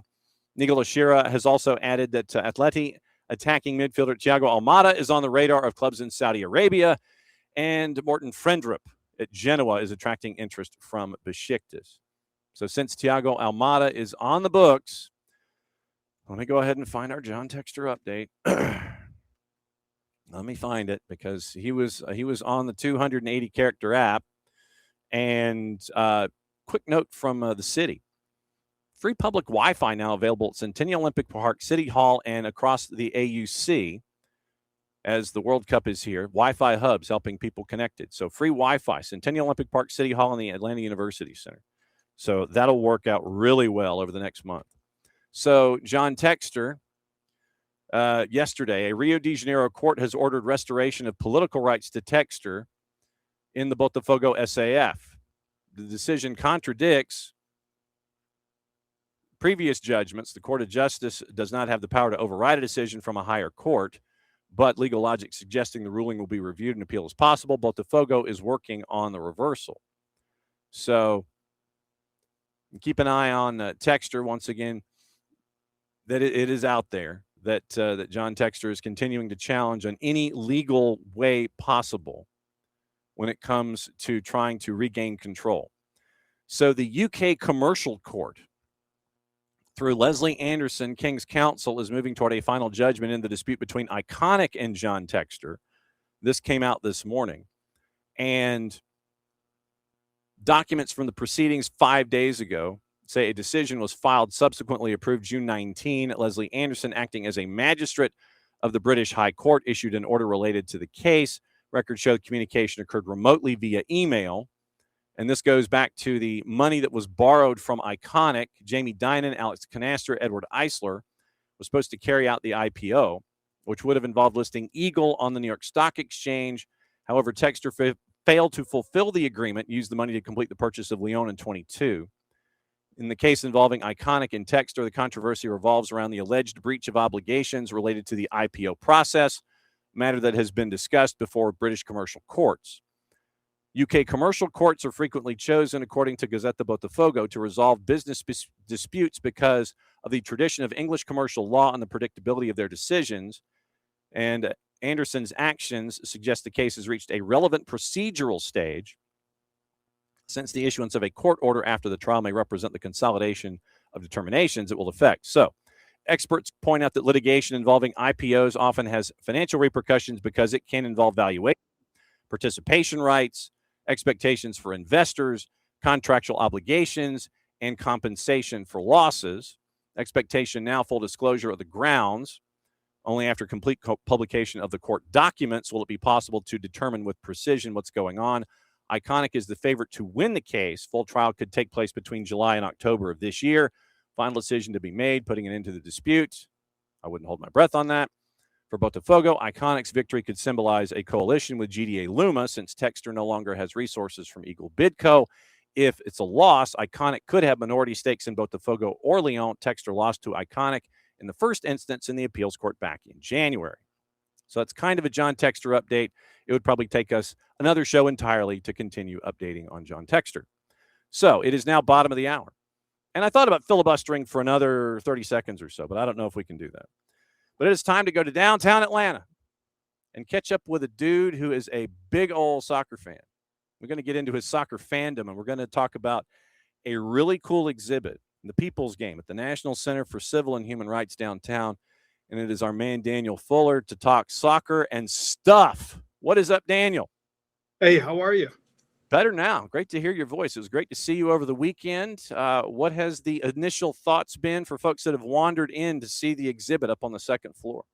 Man, I don't know.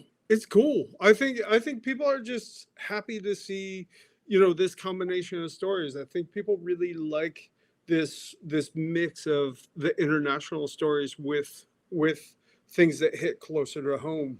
with soccer in the streets and the Fujis out in Clarkston, Georgia. I think that's been something that has really that people have brought up quite a bit. When the center was piecing this together, they were trying to figure out how to do it, and they end up with you as a big old soccer fan, and you're like, no, I got this. I got this. How far back are we talking with the original idea of piecing this together up there for the exhibit? Well, it started, the initial idea started a year ago. Okay. And then, we're an old school not-for-profit, right? We're like not-for-profit museum where we have this big, beautiful building. We don't always have all the money that people think. So we rely on a lot of grants. So it was this funny thing of like, I've got the idea. I know what I want to do. I don't know if I can pay for it, but we'll see what's going to happen, And all of a sudden, about 3.5 months ago, the grants came in, and all of a sudden it was like walk, run, like just take off. I was howling, like sprinting towards the box, and it was just like this all of a sudden this like, we got to move. Like, we've got so much to do in such a small amount of time, and all the groundwork had been laid, all the emails were written, all the like connections were made, but actually getting the actual stuff and bringing it here to Atlanta, that all started about 3.5 months ago. When did your fandom of the sport start? Oh, I mean, it's always been the case. I'm from upstate New York. I grew up with the kids across the street. Their parents were Ukrainian. They used to get VHS tapes sent from the Ukraine. Like, we used to watch Ukrainian soccer, like these wackos, these two brothers that I grew up with as like great friends. They used to, on VHS tape record every World Cup match. And like, after the World Cup was over, we'd like start over again.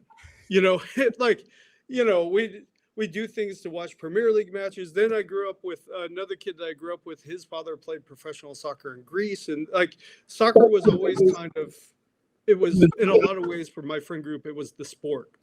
American football wasn't the thing for us. So I just have this envision of conversations involving like Shakhtar Donetsk and PAOK, instead of what's going on with the Buffalo Bills and losing to the Giants and the Jets and stuff. Or even in a lot of cases, not even like the Premier, everybody that we knew was like fans of Man United or Chelsea at that time. And it was just like, and we were over in the corner talking, we were of the soccer geeks. We were the soccer geeks. You're the geekiest of the soccer geeks. And there's exactly. Look, there's nothing wrong with that. I mean, that's the part that makes it cool, because I mean, look, I treat my assignments and all of the stories that I go, it's like, okay, I got to go to this place to cover this thing. And so that's where the scarves kind of come into play. And then out of camera range, I've got about 350 hats that are a part of the whole thing. So for me, it's the scarves themselves tell the stories. The triple towel rack from Pier 1 that works out fantastically on this door and the door behind, and the double reinforced curtain rods back here so they don't fall down. It's all about stories, the people that you come across, man. That's what soccer, it doesn't matter who you follow. It's a great unifier, I would think. Yeah, that's what I'm saying. For this trip, I had the pleasure of went to 4 different countries, and I've got friends, I got friends that I barely speak the same language with, but like, we became fast friends because of wanting to go to a match together, or just this like unifying. It was funny, for this exhibition, it was so many emails, like an unbelievable amount of emails. And here's the amazing thing is, a lot of the emails that I was sending were in other languages, right? And here's the thing that I didn't realize is that Google Translate used to be terrible. And now you write your email, you plug it into Google Translate, you send it off, and then they write you back, and then you translate it into English, and then you respond. And I get to Sao Paulo, Brazil, and I show up at Memorial Corinthians, the museum at Corinthians, at SC Corinthians, and I show up, and the director is like, oh, like so excited to see me and a big hug. And we've been corresponding for 3 months and big hug. And he's talking a mile a minute in Portuguese. And then he stops and he's like, wait, you don't speak Portuguese, do you? He's like, but those emails. And I was like, oh man, I should have let off in those emails, but I don't speak a word of what he thought I was fluent. And no, not the case. We blame Google for fluency these days. Yeah, man, but it's like we're like I made a friend for life, and that guy, because we have soccer in common. We have this love for this. We have this common love for this niche topic connected to the team that he has devoted his life to that team, starting as a fan and now working at the museum and being the steward of these trophies, these uniforms, these stories, right? And it's like he and I are a similar kind of person. We come from a very different part of the world, but we both love the stories. So when it comes to the exhibit on the whole, how did you formulate what it was going to look like, the different topics, and hold yourself to the stories that are posted? Because I imagine there's a lot of stuff on the cutting room floor that didn't make it in. Yeah. How did you get the exhibit to look the way that it did, knowing that you probably had 98,000 ideas that you wanted to put in the space? I quite literally have 3 more exhibitions ready to go. Yeah, I mean, we're not a soccer specific museum, so unfortunately those won't necessarily materialize, but they could materialize in programming, or we have a web portal for exhibitions on our website where there's an exhibition that I really want to do that came out of this research, and I really want to make something more of it. It deserves to be told over and over again, and it's part of the exhibition through the audio dome. And so in the center of the exhibition, we built this big soccer ball that's open. It has an opening and 4 people can sit in there. And on the outside walls, we have all these stories from Hong Kong and from Germany and from Ireland and from the Basque Country in Spain. And those stories, in large part, are written by me, as the historian, as the curator. I worked with the folks that lent us the stuff. I worked with historians from those places, and I wrote those stories. But I wanted something in the middle of the space where people from the game and from all sides of the game could tell their own stories. So we built this giant soccer ball that you can sit inside of, and I think 4 people can sit inside and a bunch of people outside. And it's 38 stories from 23 countries, I think it is. Wow. And it's people. There's just a speaker inside, and it's hooked up to an MP3 player. And I asked people very simply. I was like, just send me a voice memo. Just send me a voicemail. And I gave them a prompt, and I said, here's something that I would love to hear you talk about. If you want to talk about it, cool. If you don't, talk about whatever you want. Talk about whatever the game means to you. And I got stories. I mean, it ranges from like the owner of the Portland Timbers to the president of Bayern Munich, all the way to, Miles Robinson, former Atlanta United, now the U.S. national team, Carrie Davis, the first Black woman to represent England on the national team in England. And then it ranges all the way to, we got a IACT, which is an organization out of New York, and they run refugee camps in Mexico and Chad. And one thing that they found, spirits were really low. You have these kids that have made these incredible journeys all through South America into Central America and then up to Mexico, and then they're at the border, and everything is sort of, their whole life is transformed. And then all of a sudden, IACT hired soccer coaches and built fields and started providing jerseys. And these kids talk about in the audio dome about how a little bit of life went back to normal again. It's amazing the connectivity of it all. I have this I have Alive and Kicking, which is a soccer ball company from Europe that had moved from Europe to Africa. And a lot of companies, when they do that, they do it to cut wages. And this company pays the same exact amount that they paid in Europe, they pay at their factories in Africa.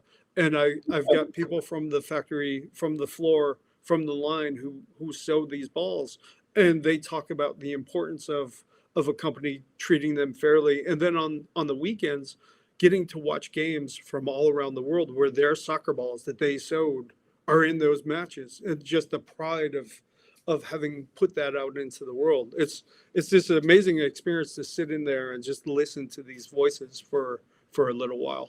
For the exhibit that is out on the second floor, yeah, how many different clubs and people did you contact to get the jerseys and all of the materials, whether it was a still photograph or a banner? Or how many different folks are we talking here? That was like of the folks that led things, that was, trying to do the math all of a sudden, it's like 30 something. It was between all of a sudden I'm blanking.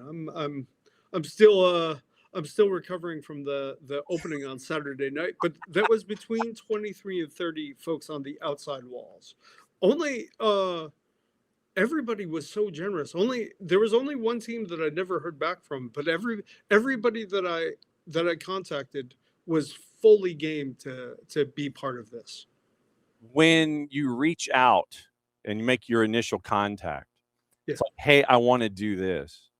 What's their first response back in the back and forth? Obviously, they do end up cooperating and helping out and loaning something, but what's that initial response back when you send out that email saying, hey, we're doing this, I'd really like for X, Y, or Z to happen? I think it's in a lot of ways, it's this funny thing, right? Where it's like a lot of people weren't expecting that email. And a lot of people, I think, if you read the captions on the walls, I'm not the best at sort of academic writing. I can do it when need be, but I kind of write how I talk. And I feel like there's a lot of, I kind of talk sometimes like a soccer fan, not necessarily like I get very enthusiastic, and I was very enthusiastic to borrow these things. I was very enthusiastic from the very start about getting to do this show, and I'd write to people and I'd say like, hey, like I have to have this. I have to, you guys have to be involved. Like, please, almost like pleading, like you got to. And everyone was like, all right, cool. Like, chill out a little bit, buddy. No, I don't know. I mean, everyone was game. And, when I went to the first trip that I took, my first stop was to Hamburg, and I went to St. Pauli, and they had I walk into the St. Pauli Museum, which is in the downstairs essentially of their stadium, of the Millens. And they had the New York Times article that had just come out about the center's expansion. Sitting on the table when I walked in. And I think for them, they just kept saying like how important it was for them to be seen in the same building as the King papers. We have this partnership with the city and Morehouse where we exhibit the Dr. Martin Luther King's personal archive of papers. And they were just like, we get to be in the same building. St. Pauli as a football club gets to say, what's important to us and what we believe in, and our terms of human rights here at the stadium, in directly upstairs from Dr. King's papers. I mean, that's quite a selling, that'll sell most people. How many trips did you end up taking? Not as many as I wish. But I'm enthusiastic in a lot of ways, and I'm not very good at sleep. So that first trip, I flew into Hamburg, went straight, dropped my bag at the hotel, which was 2 blocks from the stadium, went straight to the stadium, did a tour of the museum, went through the archive with the museum director, started picking things out immediately. Then I took a tour of the stadium while it was closed. Next day I went to a match. Wake up, I go to bed at 12 midnight, wake up at 3:30 because I've got a cab to the airport to go to Dublin. The next morning I meet with Bohemian, the team in Dublin. I meet with folks from their team. We talk about possibilities of what the exhibition could be and what they could lend. And then I go to a Bohemian match. and then I go to bed again. Wake up at 4 this time and catch a flight to Glasgow. And I go to the Scottish football, the national. What is it? Why am I blanking all of a sudden? The National Museum of Scottish Football. That's it. And I go see this incredible exhibition on the history of players from the Scottish Premier League that worked in the mines and sort of labor issues. It was the exhibition there was very in line with what our exhibition is here. And then I went to Sao Paulo a month later. And then there I went to 5 museums. There's in Sao Paulo alone, there's 5 soccer museums. You know, there's the ones connected to the clubs, but then there's the big soccer museum at the former national stadium, and then took a side trip, a 55-minute drive gets you to Santos, where Pele played and lived, and there's the Pele Museum there. So I went to 6 soccer museums in 3 days in Brazil. I do have 2 pieces specifically that I want to ask about, that I want to tell folks about, that are in this exhibit, but I'm going to push that back a second. Full disclosure, yes, proper hydration, absolutely, yes.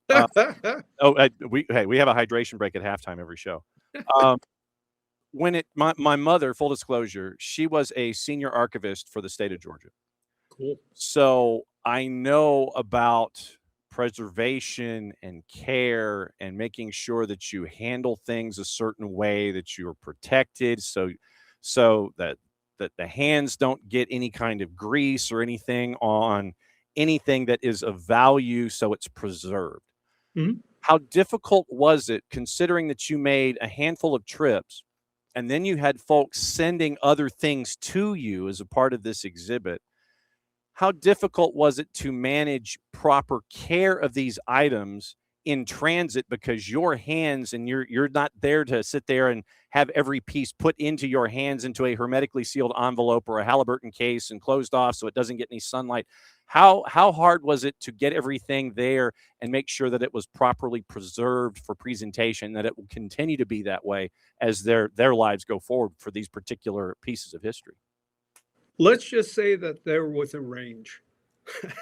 there was boxes that arrived in our archival boxes with poly, with these poly sheets in between everything individually wrapped, and then there was boxes from teams that, let's just say, have a little more punk aesthetic to them, and it was just a box with a bunch of stuff thrown in it.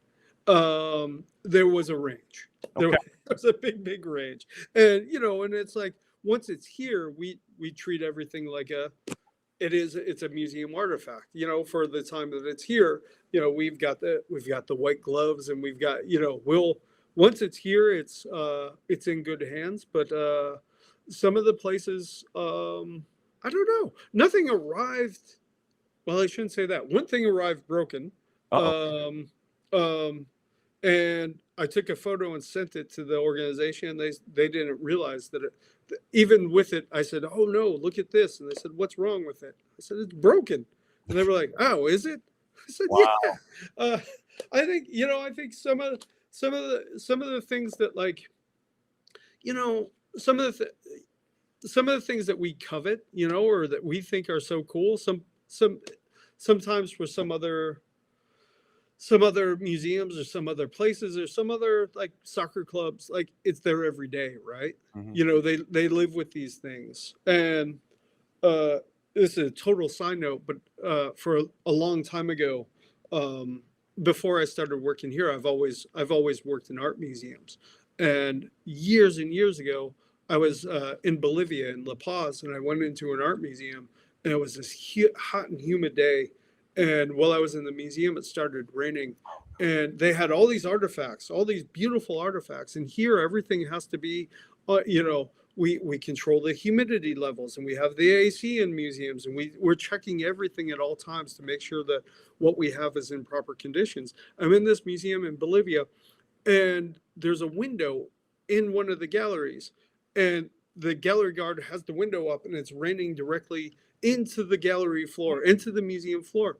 And I just walked up to him. I was like, yeah, it's raining. He says, yeah.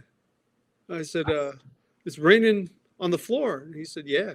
I said, shouldn't you close the window? And he was like, who do you work for? I work here. You don't. And I was like, okay, cool. And it's that funny thing of like, I'm looking around. I'm like, everything's pristine. Everything's cool. They don't need me to come from an American museum and tell them like they're doing just fine with the way that they're preserving this stuff. I mean, a lot of folks have their systems, and I guess you just kind of have to sit there and go, it's all right. That's your way to do it. That's it. Two stories that I wanted to get into. There were two pieces that you and I marveled over. Now, I marveled, and you put up with my questions about them. One has to do with your trip to St. Pauli.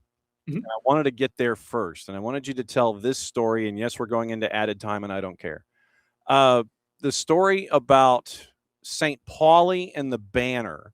When folks come into the exhibit, they see a banner from St. Pauli, and one of the initial reactions that you got to that banner, that story I thought was amazing. Yeah, man, it's still so crazy to me. We had a group from FIFA that FIFA is based in Miami for the run of the tournament, and a group of folks from FIFA came up for a conference on combating racism, and they had that panel here at the center, and we had this great group of people. We had referees and soccer journalists, and George Weah was there. Kind of can't beat it at all, and everyone's following around George, right? It's like he's this Pied Piper and everyone's behind him, and we're going around the exhibition. I'm giving him a tour, and the exhibition is not open yet, so we're like just talking about what it's going to look like and as it's finished. And I keep looking back, and I see this guy who's staring up at one of the banners that was one of the first things that we hung up. And he's just staring. He's just like looking up, and we give the tour a little bit, and I look back, and he's still there. And we give the tour a little bit, and I look back, and I'm like, what's this dude's? What's he doing? And he's wearing like. Part of me wondered, like, did he just wander in? Like, is he, and he's wearing a FIFA sport coat. So I'm like, okay, he's official. So when it all ends and everyone sort of steps out, I stopped and I was like, hey, what's going on here? And he was just like, what is this? I said, it's a hand-painted banner from St. Pauli. And he was like, how did you get it? I said, I borrowed it from the St. Pauli Museum. I went through the museum and we picked out some things. And he was like, but how? I said, I don't know. I asked, and they said yes. And he was like, well, it's a recreation, right? I said, no, it's the original banner. It's from the museum. The original banner. He was like, but how? I was like, well, we already went over that. Man. Like, what do you mean?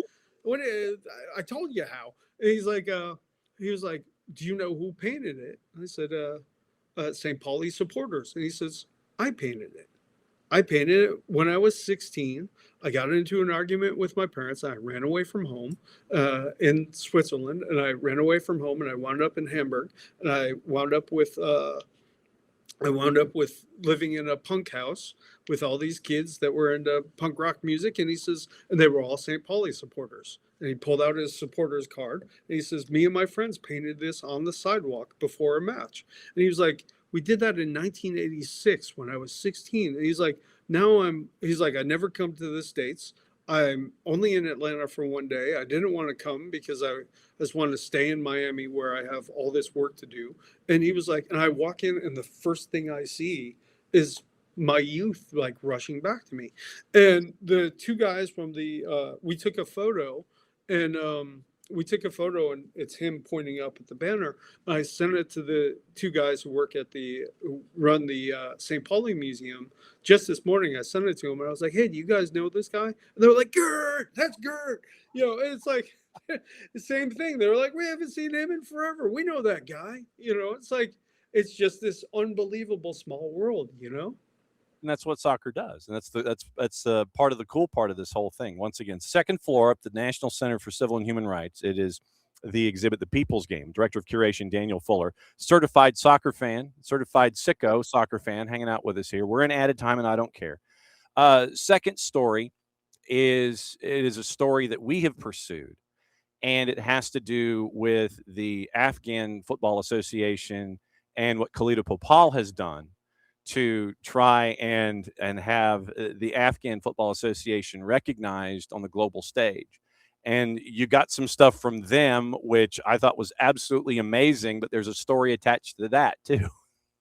Yeah, I mean, the important thing there was that I was telling you on Saturday night how I had been in contact with there's someone who they have that they get a lot of requests, and they have someone that helps out with sort of monitoring those requests. And that person in particular was incredibly generous right from the start. He felt like this was something that was right up their alley and a good platform, a good place to tell their story. So he was putting me in touch with players. He was serving as a go-between with players. He was getting the stuff that we were requesting. And he also, it's kind of funny, it's like, man, I probably shouldn't tell this because he had the best idea for the exhibition, and it wound up not being able to happen. Just a timing thing. I'll tell you in person. Okay. Or come on down and take a tour of the come on down, come ask for me, and I'll tell any of your listeners. I'll tell them in person. Yes. This story. I'll tell them that this guy's great idea. But he was this go-between, and at one point he said to me, "Okay, everything's coming on a Friday. Like everything, you're gonna hear from everyone. Everything's you're gonna get WhatsApp messages. You're gonna get a couple emails and you're gonna get a message from FedEx. Everything's leaving on Friday." And then Friday comes, and I don't hear from anyone, like no one at all.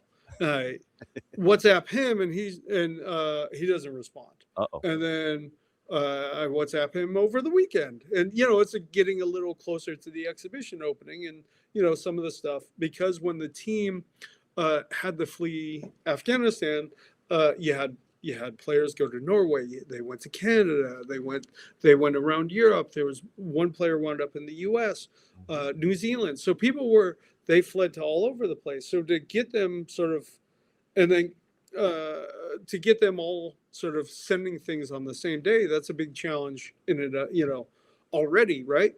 So I don't hear from anyone. So I text him again over the weekend, don't hear from him. And then on Monday, he was like, "Hey man, sorry about all that. Things were crazy after our court victory. And after all those years of trying to be recognized by FIFA again as a national team, they weren't allowed to be recognized as the national team because they didn't live in the same country. They weren't in Afghanistan. They couldn't play home matches in Afghanistan for very obvious reasons. At one point, FIFA tried to set up a national team refugee match, and they were like, "You're going to play it back in the Middle East, just not in Afghanistan." And they were like, "No, that's not going to work." FIFA wasn't understanding their situation and the danger that they were facing, and they weren't. And then after many years of court battles, I get a WhatsApp on a Monday morning that's like, "Hey, sorry, everything's still on its way. FIFA finally reversed their ruling, and the team's going to be a national team again. We're going to play. Everyone's relocating to. Everyone's got 4 days. We're relocating from all over the world. Everyone has to say goodbye to their families, pack up all their belongings, and move to New Zealand because we start training in 4 days." And everyone did. That's how much it meant to them. So like on a moment's notice, just a phone call that FIFA reversed their decision. The importance of being a national team and being together was enough to make people just drop everything and move, for a lot of them, quite literally around the world, so that they could play soccer together again and represent their country. Fantastic stuff. And that's barely scratches the surface. And I did that on purpose because I want folks to go see this exhibit because it is absolute gangbusters. And you get lost in it. You literally do. You'll start down a wall, and you literally are going station to station and club to club to find out about all these stories. The People's Game down at the National Center of Civil and Human Rights, Director of Curation, our friend Daniel Fuller. Thanks for coming on this morning and barely scratching the surface on this thing. You mentioned all the stuff that hasn't made it, and I know that means that our director of videography, Nick Alifi, is going to want to come in and sit there and have you walk through the stuff that didn't make it. Cool. Yeah, I'll like I said, ask for me. Anyone who wants to come in, ask for me at the front door. I will nerd out talking about these stories, talking soccer with anyone. This is the most fun I can imagine. I've never gotten to do a soccer exhibition at the art museums that I worked at previously, and this is a dream come true in a lot of ways. And it gets to be there for the next year, right? Yeah, and we'll do with things that didn't quite make the exhibition. We'll do some programming as well. We'll try and bring in some speakers and some filmmakers and bring in some players for conversations and panels and stuff like that. Fantastic. Great to see you, my friend. Go get properly hydrated. Go get some brunch or something. Do you need a note to get back into class with Jill? You okay? I'll sneak back in. I know all the side doors here. Good deal. Don't be a stranger, my friend. We'll see you soon. I really appreciate it. Good to see you. Thanks so much. There he goes. Daniel Fuller, Director of Curation at the National Center for Civil and Human Rights. Soccer geek, nerd, resident sicko. I mean, look, he's watching in New York State. He's watching Ukrainian Premier League football. That is right up our alley. I've got the Shakhtar scarves to prove it. And I mean, it's the Brazilian coefficient that was created with the agents and Mr. Luchescu, Mircea Luchescu, who was their two-time coach that got them to be on the European stage. There's a great article, by the way, in The Guardian. I think it's with Rinat Akhmetov, the owner of Shakhtar, and how he was 5 seconds away from losing his life early in his tenure at Shakhtar. And then things could have been markedly different for that franchise and for business in Ukraine. So, yeah, I'm a bit of a Ukrainian Premier League sicko, so I admit it. So that's kind of where I am with this, too. Go see this exhibit, The People's Game at the National Center for Civil and Human Rights, and maybe ask for Daniel, and then you can sit there and nerd out together and just discuss things. It's about the collection that is shown is amazing. I can't wait to have Nick go down and have Daniel walk through what hasn't made it but is still in-house. Nick is going to nerd out on this assignment too. And so catch up with Daniel, go to the center, go see this exhibit. I cannot recommend it any more highly.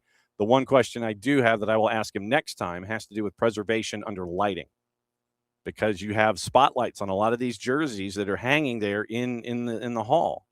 So that's my question that I reserve for next time, is having to do with preservation in the setup. With the air conditioning, we understand it. Under and hermetically sealed behind glass, I get that.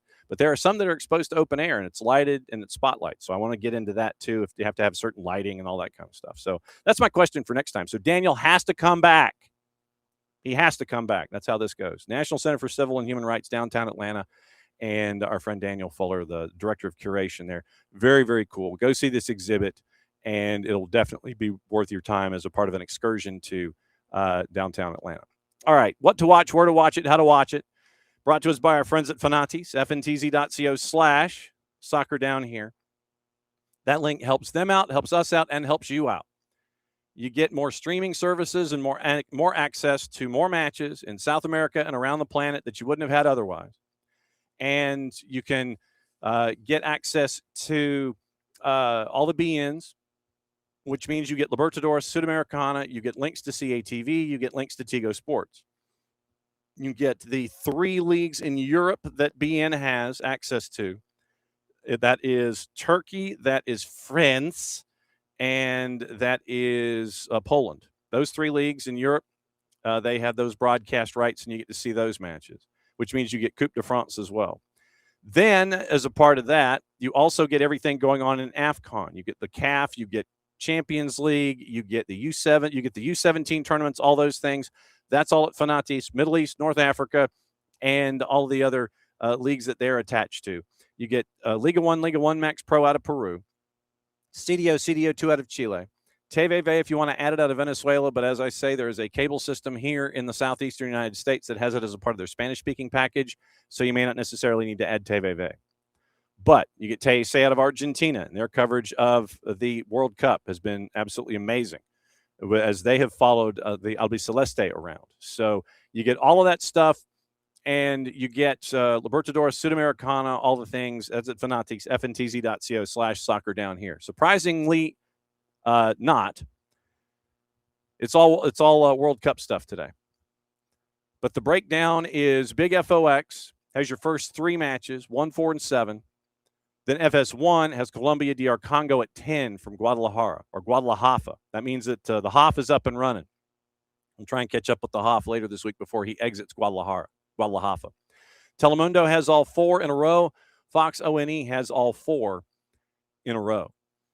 So that's your rundown there. Once again, what to watch, where to watch it, how to watch it by our friends at Fanatics at fntz.co/soccer down here. All right, let's get into the Twitters and see if there are any headlines that I have missed as a part of everything. There were a couple of folks that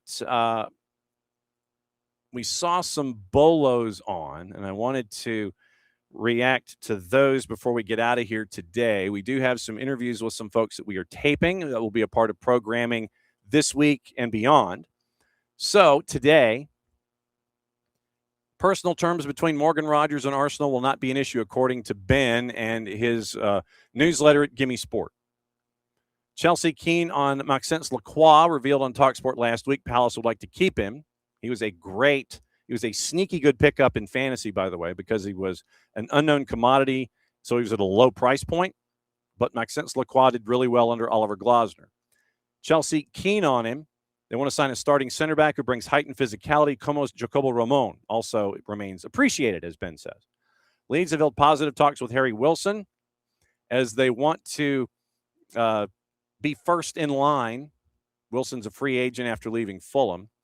And Mbappe is the first France player to score multiple goals in 3 consecutive World Cup matches, a run dating back to the 2022 World Cup final. So keep an eye out on that. Now, there was one note from our friend Tommy Scoops to keep an eye on here in the footprint, and it has to do with a scorer up the road. And it was news late yesterday. There are reports that Greek side PAOK has opened talks with Charlotte FC to sign Liel Abada. Other European teams are interested. 77 appearances after joining from Celtic in 2024. So keep an eye on Liel Abada. We will try and get the lay of the land from our friend Will Pelagic, and see if there is any truth or any runway to that. David Ornstein says Valerian Balogun's expected to leave Monaco this summer. Contract is to 28. No talks over a new deal. He favors a move. Interest from the Premier League in Europe building amidst his form.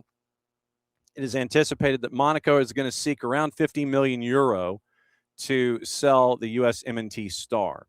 So now with David Ornstein, let me see if there's anything else that's here. Fulham are in a process of closing the deal to appoint Alvaro Arbeloa as their new head coach. Fulham insists 2 candidates remain in contention. A 3-year deal for the Spaniard and his staff pending final decisions. Guillermo Rai, Mario Cortegana, and Ornstein reporting on that one. We mentioned Valerian Balogun, and we also mentioned Lucas Bergvall. We have to keep an eye on him and Sandro Tonali. Gary O'Neill to Ipswich is being finalized. Positive talks with him and with Bluco, because he's coming from Strasbourg. Possible announcement would be early this week, if that is going to, in fact, be finalized. So we'll keep an eye on Gary O'Neill. Let me check the date on that. So hang on, Gary O'Neill. So let's see if O'Neill well, look at that. So you know what? Tell you what, we're gonna go in a circle here. We're going to go in an absolute circle. Exactly. Deep into added time, referee doesn't want to blow the whistle. He's just getting locked into all the content. So as we did before Kevin Huet came on this morning, we're gonna go life as a circle here. This is what we're gonna do. If I can find it in my drops here, because I need to play it a little, or I need to put it a little higher in my rundown.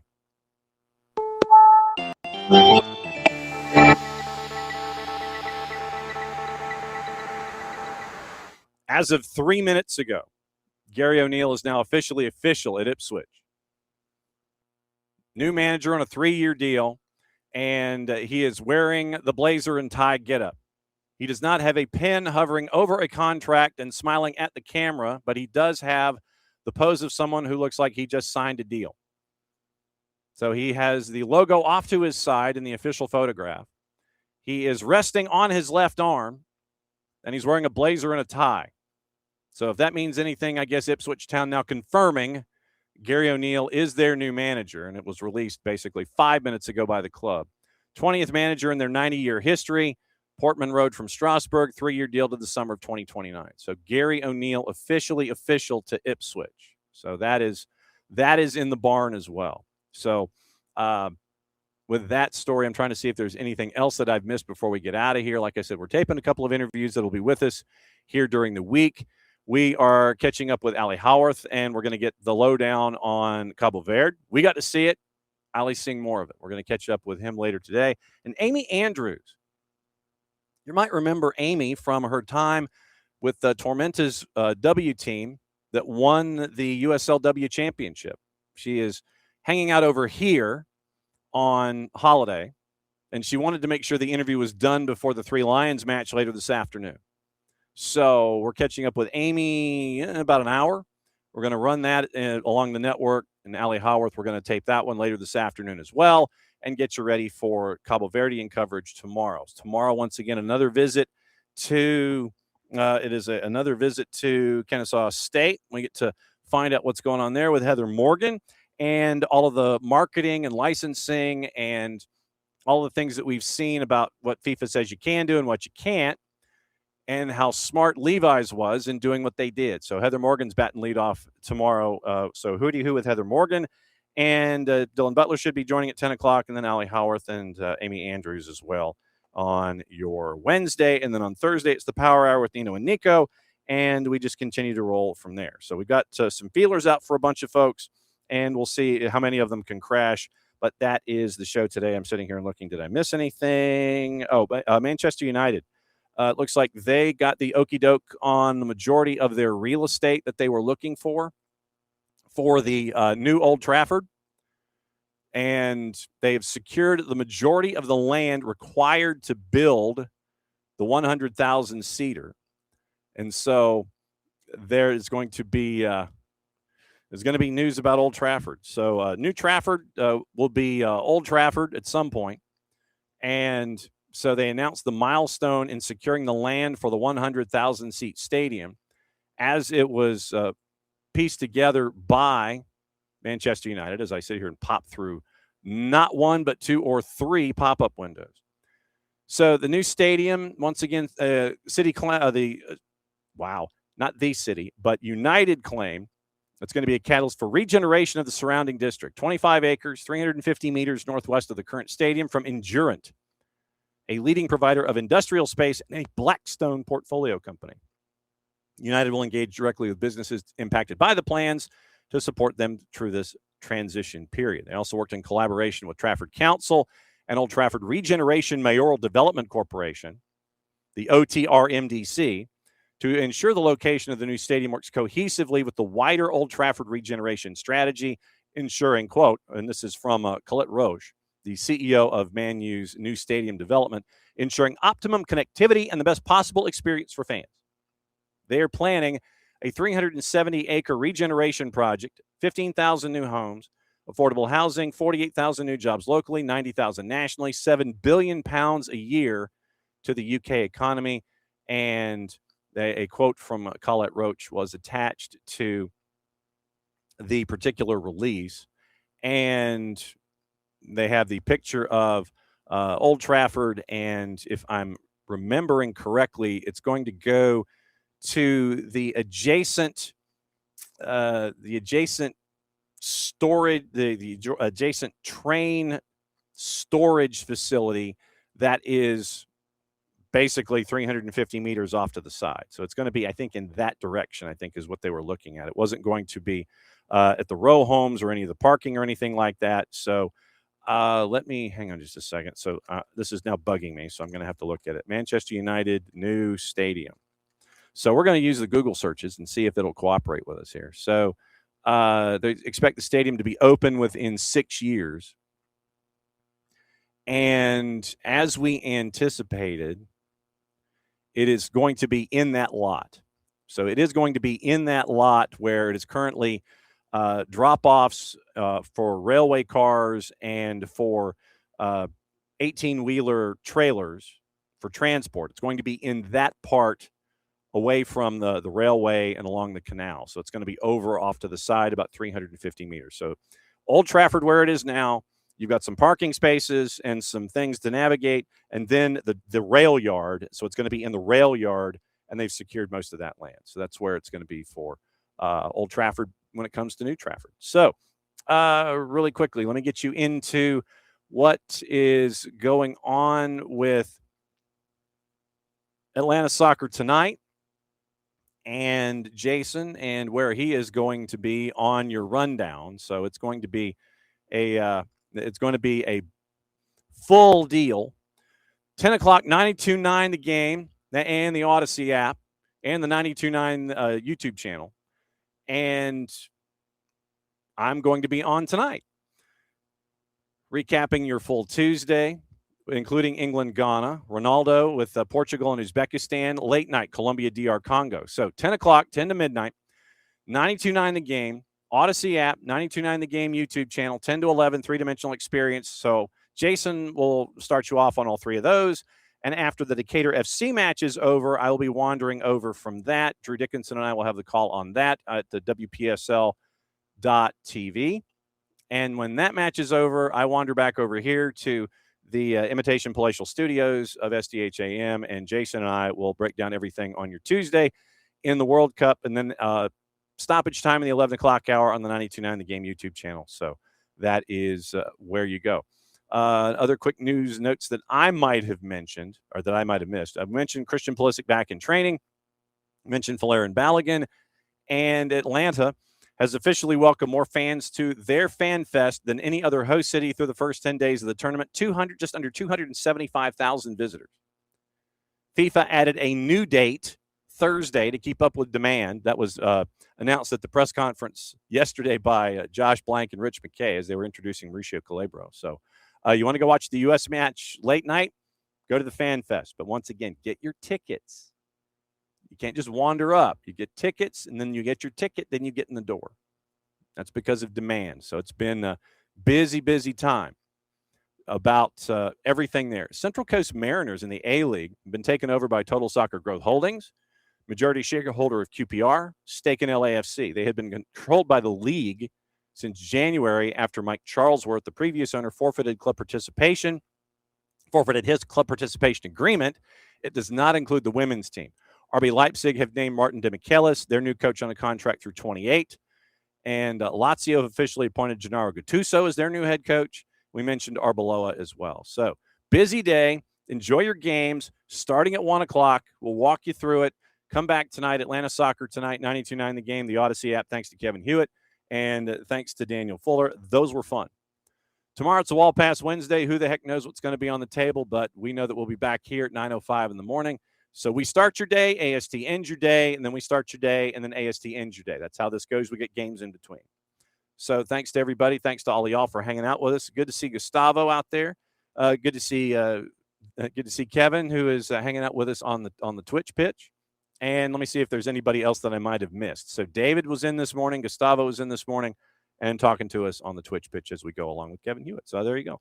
That's another go-round of SDH AM. Thanks for dropping by. Audio is going to be posted later. We'll probably have some clips on social media to keep an eye on as we go. Since it is the end of the show, that means I get to do one thing. I get to do this. See you tonight at Decatur FC. After that, Atlanta Soccer tonight. Enjoy the games, everybody. We'll see you in a bit.